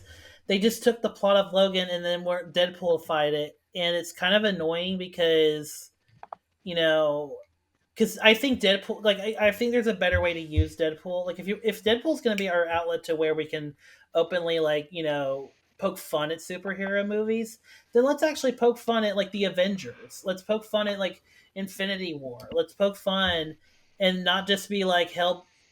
Logan is it makes Ryan Reynolds so he can't get out of Hugh Jack. He's trying so hard to be Hugh Jackman, for the franchise, and it's just no, just be Deadpool. This is what we want you to just play this character. And so I feel because of that balance, they never really found the story. And David Lee is just not a good enough director to where he can balance the comedy with the hard drama in the movie. Because there is some hard, it goes into some dark places. I mean, they kill Deadpool's girlfriend in this movie. They kill Vanessa. And I mean, to me, that's not dark though. It's just I don't respond to most dark things in superhero movies, unless it's Logan, because that's depressing as hell. But I mean, that's true. Right. But I mean, they take it a step further though, to be he busts out of a window to come find the killer, and finds the killer, and then and then hugs him, and then jumps in front of a together. It's a murder suicide. I mean, that's so dark. And then you cut it to Celine Dion's, ashes. And then you have, for your title sequence, what the fuck just happened? As if it's a joke. And it's you just feel the whiplash of tones that we're supposed to feel. And I just don't think they ever got it. I just never feel in this movie they got it right. But I do agree, though, that Cable is perfectly cast. I don't know. It just, Deadpool 2 kind of frustrates me a lot. But I mean, and I was kind of happy that it may have been the end of Deadpool, because I was hoping that Ryan Reynolds would do more different parts. Okay, there we go. That's what happens. So I guess in the end, that all averages to a C. All right. Yeah. Moving on. Next up is Venom. A+. It's an S. It's an all around. Can we just do both of them at the same time? Because I don't know. They're fine. So, I mean, I almost feel embarrassed about this movie because this was the time at this point the X-Men were going to be part of the MCU. That was almost a sure thing. It was right around the corner. Even though we had one more X-Men movie, it was we know it's going to come. So, with Sony having the Spider-Man rights, I was we really need to have other people making movies. Like, if we have every movie owned by the same people, then that's going to be a bad thing. Like, we need that variety. We need that competition. So I was like, hey, maybe give Venom a chance. You don't know what's going to be bad. And I apologize for my words, but hey, we all make mistakes. I'm sorry about Venom. As they say in the film, I'm saying to you now, I'm sorry about Venom. It's a terrible film. I don't really remember too much about Venom outside of the infamous "I'm sorry about Venom" line. And that this was Stan Lee's last cameo before he passed away. So what a legacy. But anyway, yeah, this just it's never really done much for me. But I will say, I do think well, spoilers. I'm gonna give this an F, but I do think it is better than the second one. We'll get to the second one.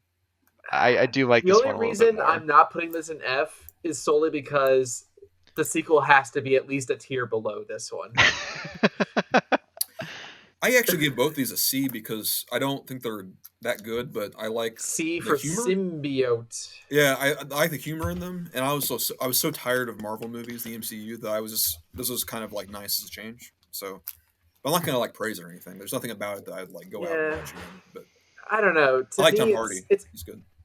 Sure, but it's everything you thought about. Like, if you thought Venom was cool, if you thought Venom was scary, if you thought that Venom was a badass, I feel like you watch this movie and all those thoughts go away. He's none of those things. Yeah, you no longer, exactly. You no longer think he's any kind of anything because it's like, I guess he's lame. I never thought Venom was lame before, but now I do. So we're doing both at once, right? Can we? I guess we can. Yeah. Okay. Sure. Get it through.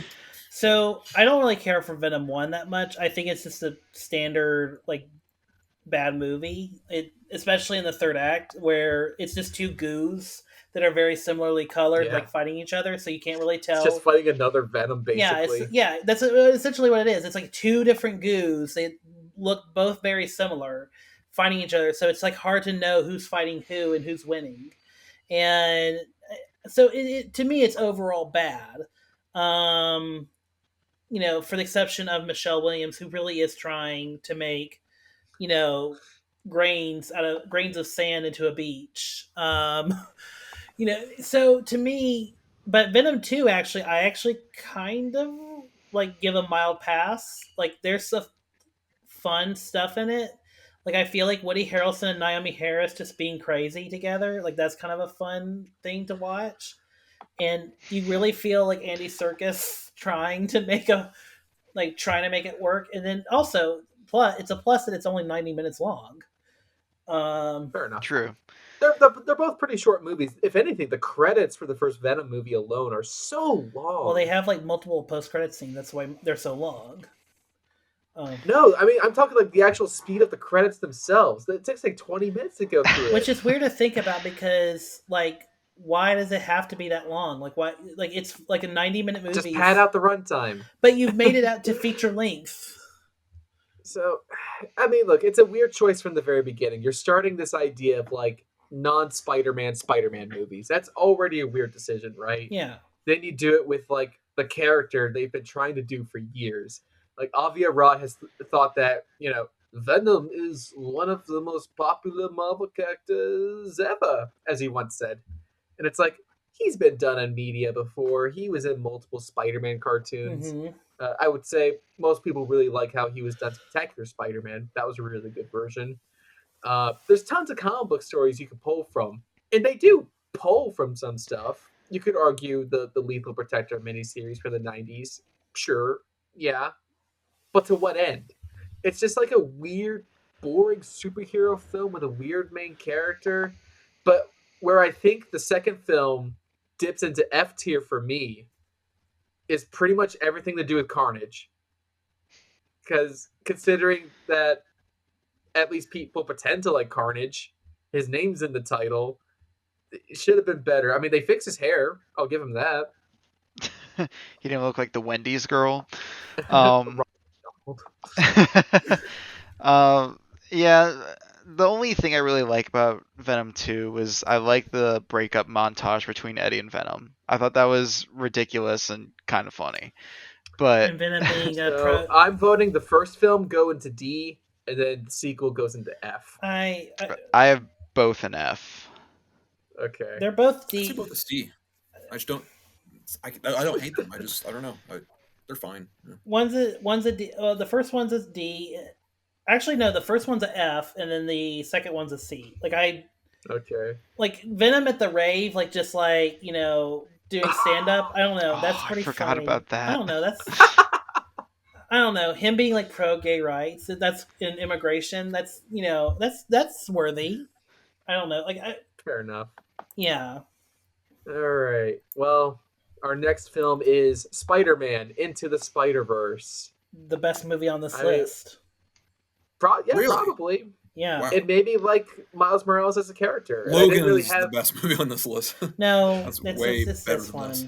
No, it's. I mean, like with Miles Morales, I didn't really have much of an interest in the character beforehand, and they really made a movie that made me care about it in a way that I hadn't before, which was very impressive as someone who's older and into superheroes. Like when you're a kid, you absorb it like a sponge, but now it's difficult. But this engaged me in every positive way that a movie could, in its style, its story, everything. It's perfect.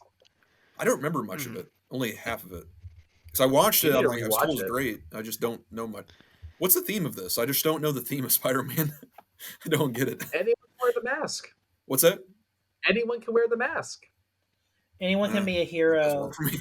It's a leap of faith and it's a choice. Yep. You have to take the leap of faith, into the unknown. Go ahead, Chris. Sorry. Yes. Well, I mean, what I love so much about this one is that like it really just nails everything because it is a kids movie. At the end of the day, the animation style is like out of this world.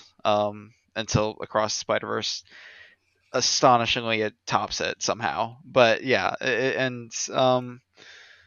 but like it's more serious than most superhero movies nowadays. Like it's playful, it's jokey, but it is very grounded and human. And it's really great to see that and have it be like marketed for such a young audience and have it work that well and have it be so successful. And so this is easily an S tier, S for Spider-Verse. Yes, same here. And it's great that it's just created a whole new world of animated films. I feel like we wouldn't have a lot of films we have today, whether they be stuff like the recent Puss in Boots or Ninja Turtles or any of that stuff, if it wasn't for the inventiveness of Spider-Verse. And I think I guess, depends on how you look at it. But if someone sees a movie and goes like, oh, that looks like Spider-Verse, like, sure, you can nitpick it and say like, no, it doesn't. It's got this and this and blah, blah, blah, blah, blah. But ultimately, I would take that as a positive because it's like, wow, it looks like a unique film that isn't the 3D Disney or Pixar style. I've only seen 3 animated movies the last 10 years, I think. It's just not my thing. And Toy Story 4 is one of them. So if I'm comparing to that, I don't like it, but I don't know what to say about it. I don't really have too much commentary. I don't know what it's about. I don't know. I'm just confused watching it. I didn't know what was happening the whole time. So I don't know. Yeah. So going back to 3D earlier, I saw this in 3D because I got stuck in a situation where this was my only choice to watch it, and I will say this is the one 3D movie I've seen where I wished I had a 3D digital, a 3D TV and a 3D Blu-ray, because the way they have framed every shot of this movie into Spider-Verse, it's like every character pops, everything has dimension and foreground and background, everything has scale, everything just works and pops in the 3D format. So, and even some of the stuff that's on the side that's kind of blurry, if you saw the 3D version, it's in full focus. So it was to me, watching the movie now, I still love the movie. I still can watch the movie on, in 4K and just enjoy it as it is. But but for now, but for me, it's like I love watching the movie in 3D. I saw it twice in 3D actually, because it was such. I really loved the Spider-Man cartoon from the '90s.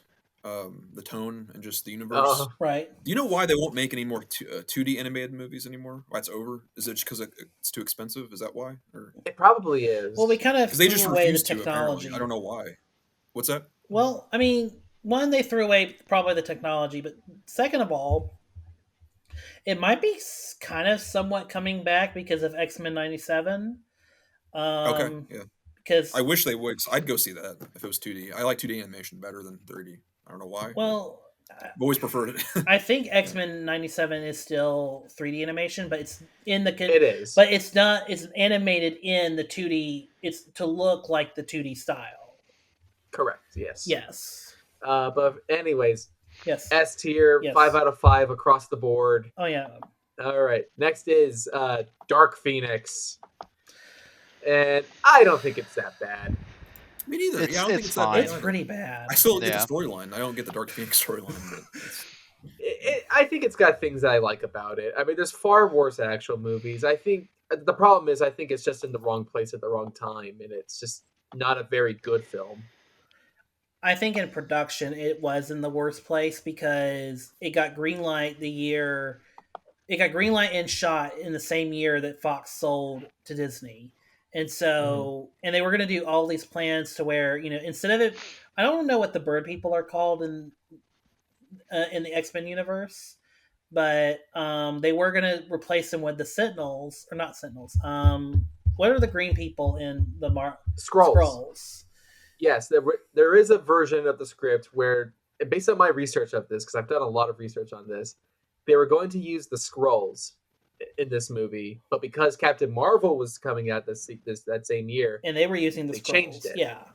It's so I just feel like Simon Kinberg kind of made his movie too little too late, and I feel like I feel like the more proper movie we should have gotten is the one with Dr. Sinister that was teased at the end of Mr. Apocalypse. Oh, yes, Mr. Sinister, and that he's actually going to come up at another point in the next movie. So okay, back on that. So, yeah, Kinberg, he's the reason a lot of that cast returned because they heard it was him directing and not Singer. Like the fact that he was attached to it is why Jennifer Lawrence returned for the film and why Jessica Chastain was in the film. Like, I guess he's a nice guy, but he doesn't make a good X-Men movie, sadly. Again, I mean, because some of the filmmaking, like the train scene in Dark Phoenix is good, but I don't think, I just think he was just caught in a bad situation and he chose the wrong way to go. But yeah, anyone else has, Chris, do you have anything on it? Yeah, nothing too much. I mean, there's just like little things in the movie I like, or, I really like Cyclops in the movie. Like I thought he was standout. Probably the best F-bomb in the franchise. It made me laugh really hard. I loved it. It's a C tier for me. Go ahead. Sorry. Yeah. I was gonna say I was probably gonna put it in D tier. D for Dark Phoenix. I vote C for this. D. It's not great, but there's a couple moments where I don't mind it. Sure. Fair enough. How about you, Chris? D for me. D, so C minus. It's a great horror moment when Jean forces Charles to walk upstairs. Yeah. I like Magneto's speaking of horror. I like Magneto's commune he has. Mutant commune. Oh yeah. Yep. Speaking of horror, the next film is the New Mutants. I never saw it. So this film got pushed back a lot of times, even before the pandemic. And it doesn't help that this was a pandemic film at the end of the day. So in 2018, we were supposed to get Deadpool 2, Dark Phoenix, and New Mutants. Holy crap. Like we were supposed to get 3 X-Men movies in a year, and then that didn't happen. And then this was just a victim of rewrites and reshoots and all that stuff. There were rumors at one point that Antonio Banderas was supposed to be Mr. Sinister in it. Like, that's how far away from the original concept it got. And the result is just not a good movie. Mm-hmm. It's just Yeah, I don't really have too much to say about it because it seriously is just kind of a big shrug of the shoulders movie. Yeah. It came out at a weird time. Like I don't think 2020 was just like a really weird year for movies. It was. And the fact that it's like we're finally getting New Mutants in a year where like nobody wants to go to the theater. It's just so bizarre. So I'm gonna say D tier for New Mutants. You know what? I'm gonna lowball this one. I'm gonna put this in F. Oh wow! Because here's why. Like, I don't like a lot of the movies we put in F have been put there with malice, and like this is bad to get out of here. But I mean, granted, this is bad to get out of here as well. But I'm not angry about it. Like I feel like I'm like, you know, when you like hit an animal with your car and you're like, I have to mercy kill this thing. Like I am mercy putting this movie in F. And the animal in this case is the X-Men franchise. That's a good way to put it, and I think I might meet you there actually. Okay. Yeah, Should I ever because they're watch really it? Any scenario where I should watch this? Like, Now, there's not much It's fun to watch, about like a this. beer and a friend to make fun of it. You know, it's But not this even one, that I just- fun. Like It's not. That's the problem. yeah, I Yeah, can see that. it's. I mean, it is an X-Men horror movie. Like it's. but it's not even like the really idea. that scary of a movie, though. That's the thing. No. Yeah, what I will say about New Mutants is there are a lot of stuff I do like about it.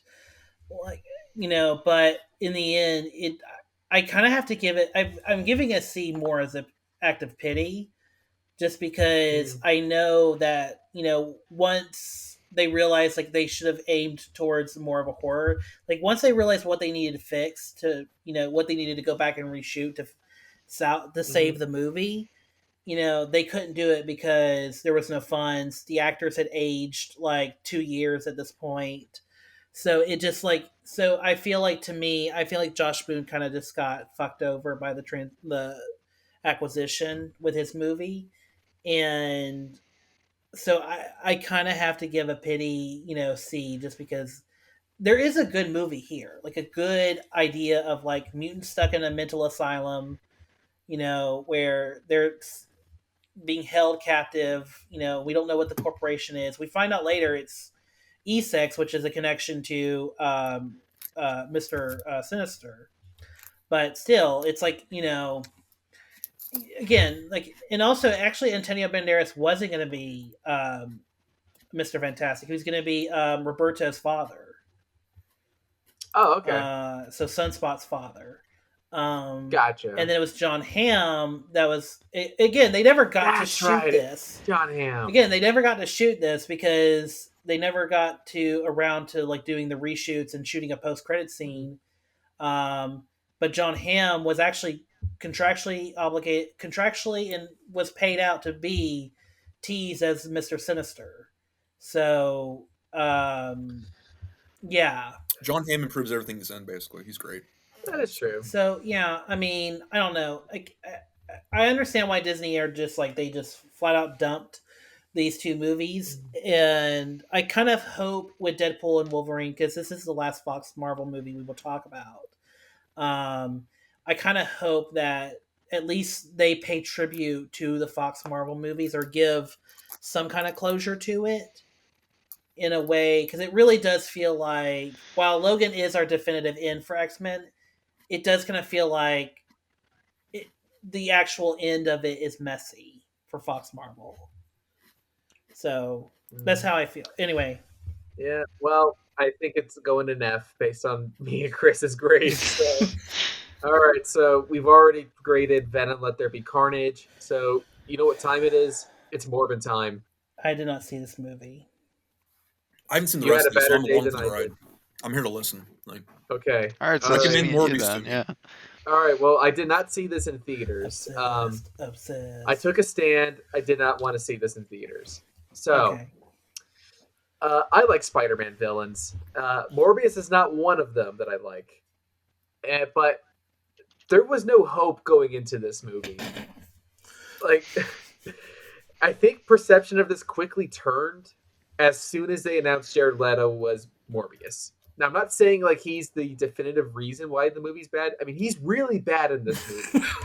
But, you know, a good script wouldn't have gone astray here, but they didn't have one. He's pink on the Monopoly board. Like, he's in the pink area. So they're running out. Right, he is pink. They're running out. I mean, they've been going backward ever since, so... Yeah, I mean, this movie just really kind of shows like how out of touch Sony is with everything. And I think I've brought this up in like a previous podcast. I forgot which one, but it's just like I have no idea where like I'm at, other than like the Spider-Verse movies. It's like where Sony's getting the cash to make these things. I have no clue. Because it's like Morbius tanked, Madam Web tanked, the Venom movies. I love that Sony got gaslit into re-releasing this movie. Yeah, and that's part of it too. It just shows how out of touch corporations are. Nobody saw it the first time, and nobody saw it the second time. It's just like I don't understand. Like it's mind-boggling. Like just how ridiculous Sony is. Why are we talking about this? It's Morbius. We all know it's a stupid movie. I didn't see it the 2 times it was released. I still haven't watched it, since. Well, speaking of Morbius leading to nothing, we have the exhilarating post-credit scene tying Vulture into all of this somehow. Vulture. Wow. So, Michael Keaton as Vulture is in that universe now. Okay. Yeah. I forgot he was in. That's technically Vulture. Yeah. I was thinking Michael Keaton was just himself, like just a villain in Homecoming. I forgot he was Vulture technically. Yeah. Because in the comic books, he's like green feathers, and it's really silly, right? That's yeah. Yeah, he's like almost a mutant. Like he's got a beak and everything.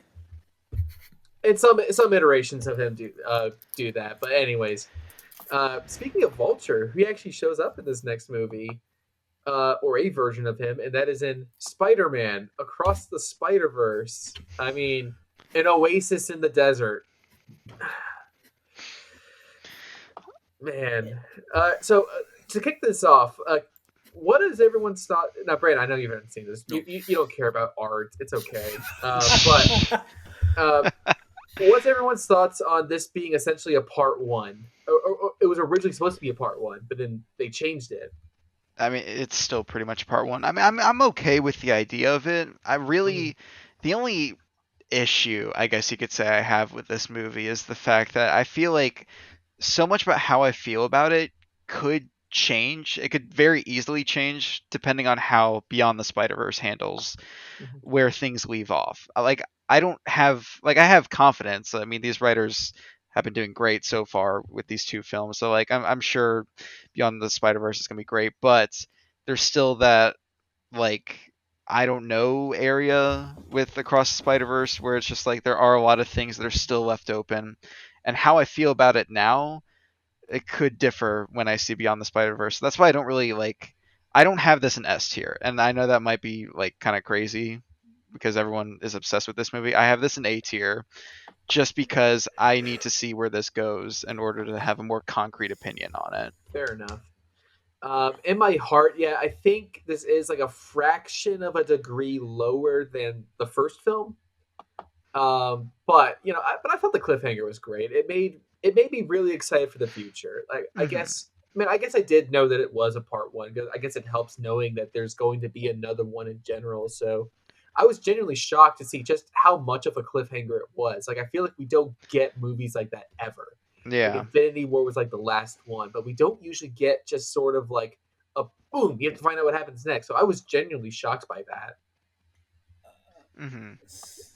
I don't really get the multiverse concept in superhero movies. Like I never really understood why they did that. I'll be the first to admit I am sick of the multiverse concept. Well, they've done nothing with sick of it. Like honestly, but go ahead. Yeah, but the Spider-Verse movies show that there's some merit to it, but I'm still sick of the multiverse. Well, it's because like outside of Spider-Verse, the multiverse is used as gimmicks to bring back characters that you've seen before. Michael Keaton's Batman, the other 2 Spider-Men. It's like it's not really, you don't really get to see the true potential of the Spider-Verse outside of the of the multiverse, I should say, outside the Spider-Verse films. Yeah. because I mean that's the kind of problem with something like Doctor Strange, right? Where it's like, I mean, whether you like or dislike that movie or whatever, most people are going to walk away from it thinking about the Illuminati scene, which is just one scene in a movie. You know, you're going to be distracted. Like, I mean, you know, like I said, no matter what your opinion is of that film, it's kind of that era that we live in. Obviously, there's word of Sony wanting to break away from Disney yet again, and they want the next Spider-Man movie to also be another Toby Andrew thing, because like the last one made $1 billion, so let's do it again. I mean, they can't be stopped. It's self-sustaining now. Because my idea of multiverse is like, as a sci-fi concept, is like if my life took a different route and I meet another version of me that I'm like arguing with. But in this though, Spider-Man, Batman, it's like, okay, it's different franchise. It's multi-franchise, not multiverse. Well, I would, in that case, I would sort of recommend this movie to you then, because. But isn't it like multiple Spider-Mans? Like the first movie had a animal Spider-Man, like Spider-Man. No, it was Nicolas Cage played Spider-Man Noir, right? Yes. Okay, yeah, I remember that joke. Kind of funny, kind of. And that series is happening. The live-action Nicolas Cage is Spider-Man Noir. See, I'm taking that with a grain of salt. It's Sony. Anything can happen. But those are like totally different characters. Like I was thinking of like a multiverse would be like Tobey Maguire meeting another Tobey Maguire, different kind of Spider-Man, like. You know, and that's like, where I kind of would recommend this movie in terms of the cliffhanger ending that this movie has. Because it does sort of end with a big climactic fight. Well, not really. Actually, I mean, but I was fine with that, like where Miles is being chased as a big climactic finale. Like that was a satisfying set piece of Miles on the run from all these different spider people and successfully evading them. Like that was enough of a victory for me, at least, where it was like this whole point where he was trying to be a part of this group, and then he successfully managed to outsmart every other Spider-Man in the entire multiverse. It was like, wow, he really is, like, and no pun intended, the ultimate Spider-Man. So then to almost pull the rug out from under that situation and be like, now you're in the worst situation you could possibly imagine. Here's this evil version of you. And it almost feels like this other version of you gives a reason for them to be scared of you in the first place. Like that really hooked me in a way that I guess I just appreciated for taking such big swings. Like Into the Spider-Verse made such a comfortable world, as wacky as it was with multiple Spider-Men and different styles and all these things. And this one really took that concept and pushed it to a limit I wasn't really sure with. And I think it does help being a Spider-Man fan. Like, if you're familiar with this world and the way it plays with that fan expectation, they really dig into this idea of the meta, what it means to be Spider-Man. It's like, oh, everyone's got this dead cop character, and everyone has this moment where they have to do this. It's like, oh shit, you're right, they do. And it's also that is. And it also shows like how. Like just procedural Spider-Man writing has become to where like everyone has like a dead character. Everyone's like, it's poking fun at how like everyone has been crippled by trauma in every story, in every version of Spider-Man. And it's like, it's like a poke fun at like, hey, maybe we shouldn't have everybody go through trauma. So to divert from that, I think that's where the movie really excels. So ultimately, all those different pieces, it just makes for a very unique movie-going experience. And it was funny leading into this, the scene that like the Spectacular Spider-Man, the Josh Keaton version of the character, was like teased to be in this, and he was on the poster, and people spotted him, and there he is. And I understand why they did it, but he's like 5 feet tall compared to everyone else. It was just like, well, the art style, the proportions, it would look weird if he was like the same height as everyone. But it is funny when it's like Wolverine-sized Spider-Man walks up. He's like talking, and it's supposed to be an amazing moment. I'm like, oh my god, it's the fan favorite cartoon version, and he looks like a child, which I guess he is a child, so I guess it works out in that regard. But that's the thing, like there's a lot of love for Spider-Man stuff, and I think that there's that part of my Spider-Man fan brain that does connect with that type of fan service. And fan service is very difficult nowadays because it can feel very cheap and very hollow. But there's stuff in this where it does feel like a genuine sort of like call out to Spider-Man fans like when they put in Typeface as one of the villains that they've captured in this interdimensional thing, you're like, holy shit! I live in a world where Typeface was in a Spider-Man movie before, like it's like that old joke of like we got Rocket Raccoon in a movie before we got Wonder Woman, and they made the Spot into an incredible villain. That's wild to me. So I think if we gave the Into the Spider-Verse an S, I would probably say A.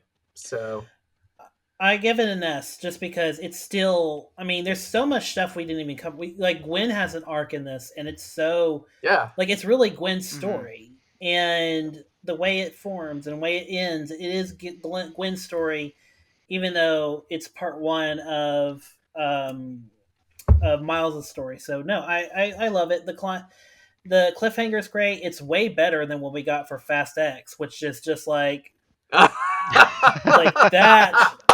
climax for that. What the fuck? They just were like, okay, everybody just be dead. Everyone be or near dead. Like that cliffhanger is so terrible in Fast X, and now it's like, well, we don't even know if we're gonna make the next movie, or if we do, it's gonna be set in Los Angeles now.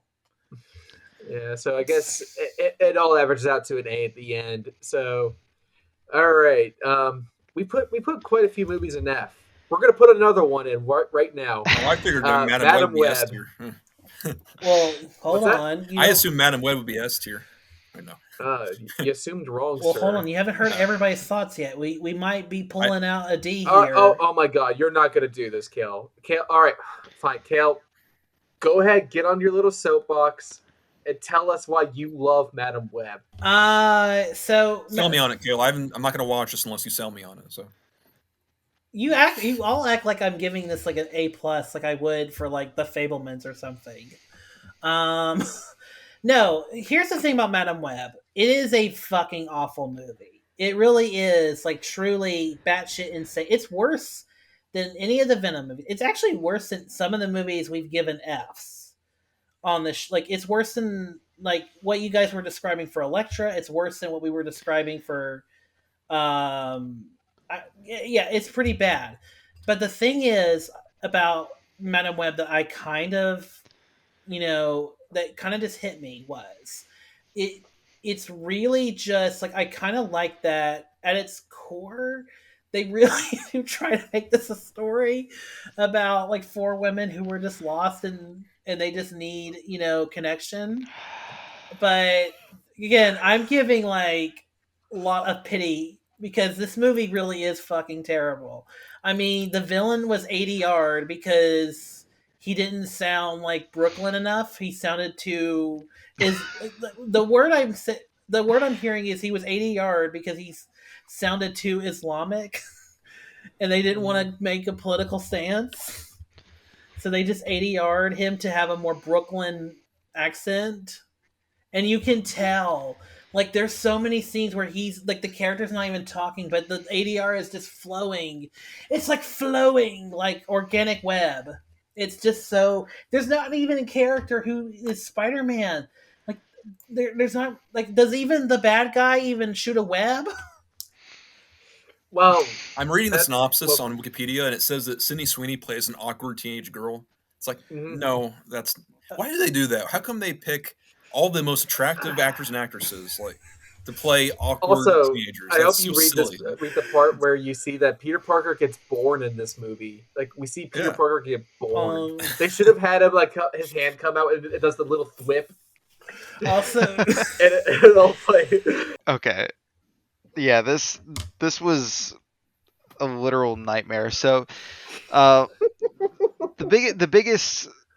So something about me is when it comes to film, because it's what I'm studying, the thing I love most with film and what I love doing most is editing. And this movie was a fucking nightmare. Yeah. It was so, like, I literally had a headache pounding anytime there was an action sequence because no shot held on for longer than 0.01 seconds. It was literally making my head spin and I just wanted to die. But there was one line where I laughed at the movie. Like I think it's just because like I was just so just out of it with this movie. And then there's this one line from Ezekiel Sims that genuinely just snapped my brain, and I couldn't stop laughing. And it was something along the lines of like, every day I get closer to my appointment with death. And it made me laugh because it was so out of nowhere. And and you also have the terrible ADR, and it was just like, I had no idea what I was watching. So this gets an F plus for me. Yeah, this is F. I'm going F. I will say this. Here's how bad this movie is. Like, I will give it credit for shooting in New York. Like, a lot of the Marvel movies are now getting a lot of shit for shooting in the volume or shooting, in Atlanta and then being like, okay, we're now in London, but we're actually in Atlanta.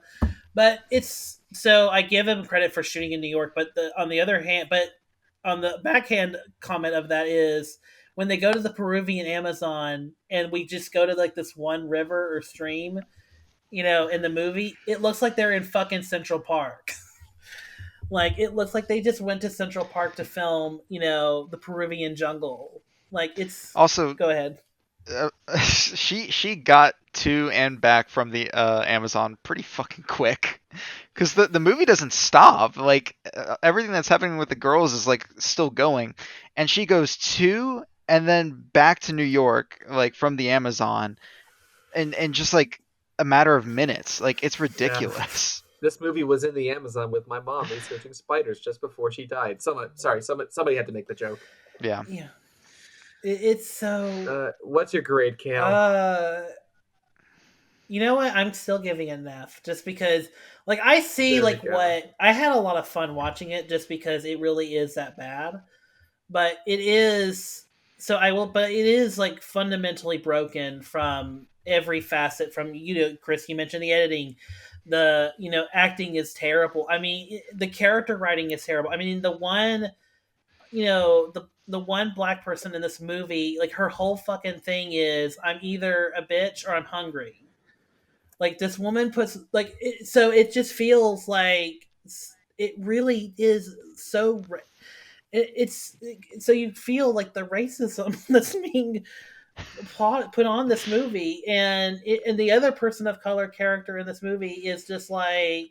does barely fuck all to do in this movie. It's like, there's just so many problems. Like, you just have no idea, Brandon, like, how the level of problems that are stacked against this movie. Yeah, and then Peter Parker is also birthed in this movie by... and it's like, maybe the Tom Holland version, but maybe not. He's born? Yeah. Like, baby? Like, he's a... Okay. Yeah, Peter Parker is born... But it's set in maybe the Tom Holland because it's technically 2000. That's the other thing. It's 2003, although someone has an iPhone on the subway, but that's besides the point. No, they had a PSP.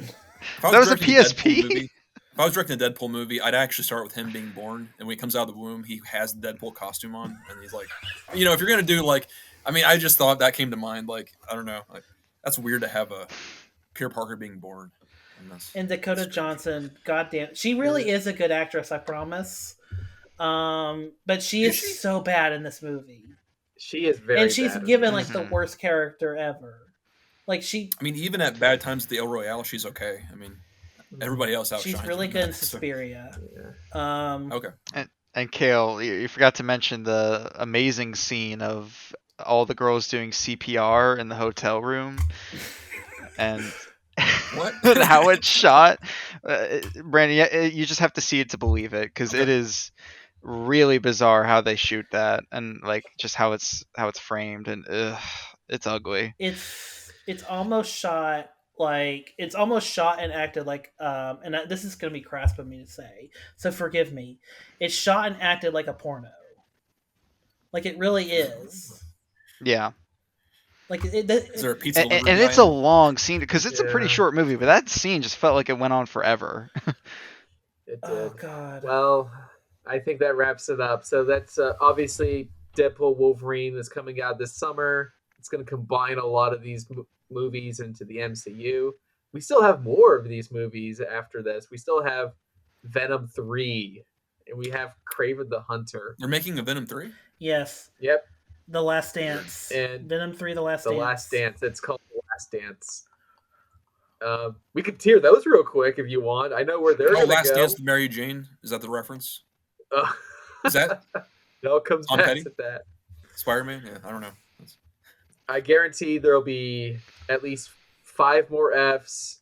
Well, we know Beyond the Spider-Verse will probably be an S, but I'll go see Deadpool Wolverine. I'm up for seeing that. I mean, because it looks fun. Get your tickets now. They're probably selling out. I'm never gonna see it. I'll see it the week after. I don't really care. Yeah. I'm seeing it the week. Well, Kale, where can people find you online? You can find me on Twitter, or as Alex says, X. You can find me on Twitter at Movie Kale. This is where you can find the information on the 2 podcasts I do, the Youth Critic Podcast and From the Top, the Ultimate Filmmakers Retrospective. Right now, we're gearing up to do... I don't know what the next episode will be for Youth Critic, but the next episode that's going out is Lost in Translation. It should be out as of this recording. And then we'll have Marie Antoinette next Wednesday, and then so forth. So please check out my Twitter, and then also I will send links to Alex for all the podcasts I do, all the Spotify links. So please follow, please listen to them. We really do work hard on those over there. Thanks everyone, and also this is where you can listen to part 1 of this if you missed that already. Aha, yes. So please check out my podcast, The Youth Critic, and of course From the Top. But Alex, thank you so much for doing this. This was my pleasure, sir. This is good fun. Yes. All right. Well, we'll see you all soon. Maybe I think the next thing we're going to probably do is a discussion of X-Men 97 once a certain someone finally finishes it. I'm almost there. I'm in season 5 right now. Like, I'll get there. Oh, Okay. You don't really have to watch the whole show to get 97, so... It's part of the journey, though. Yeah. Oh, okay. It's commitment. All right. We'll see you all next time. Take care, everyone. Bye. Bye.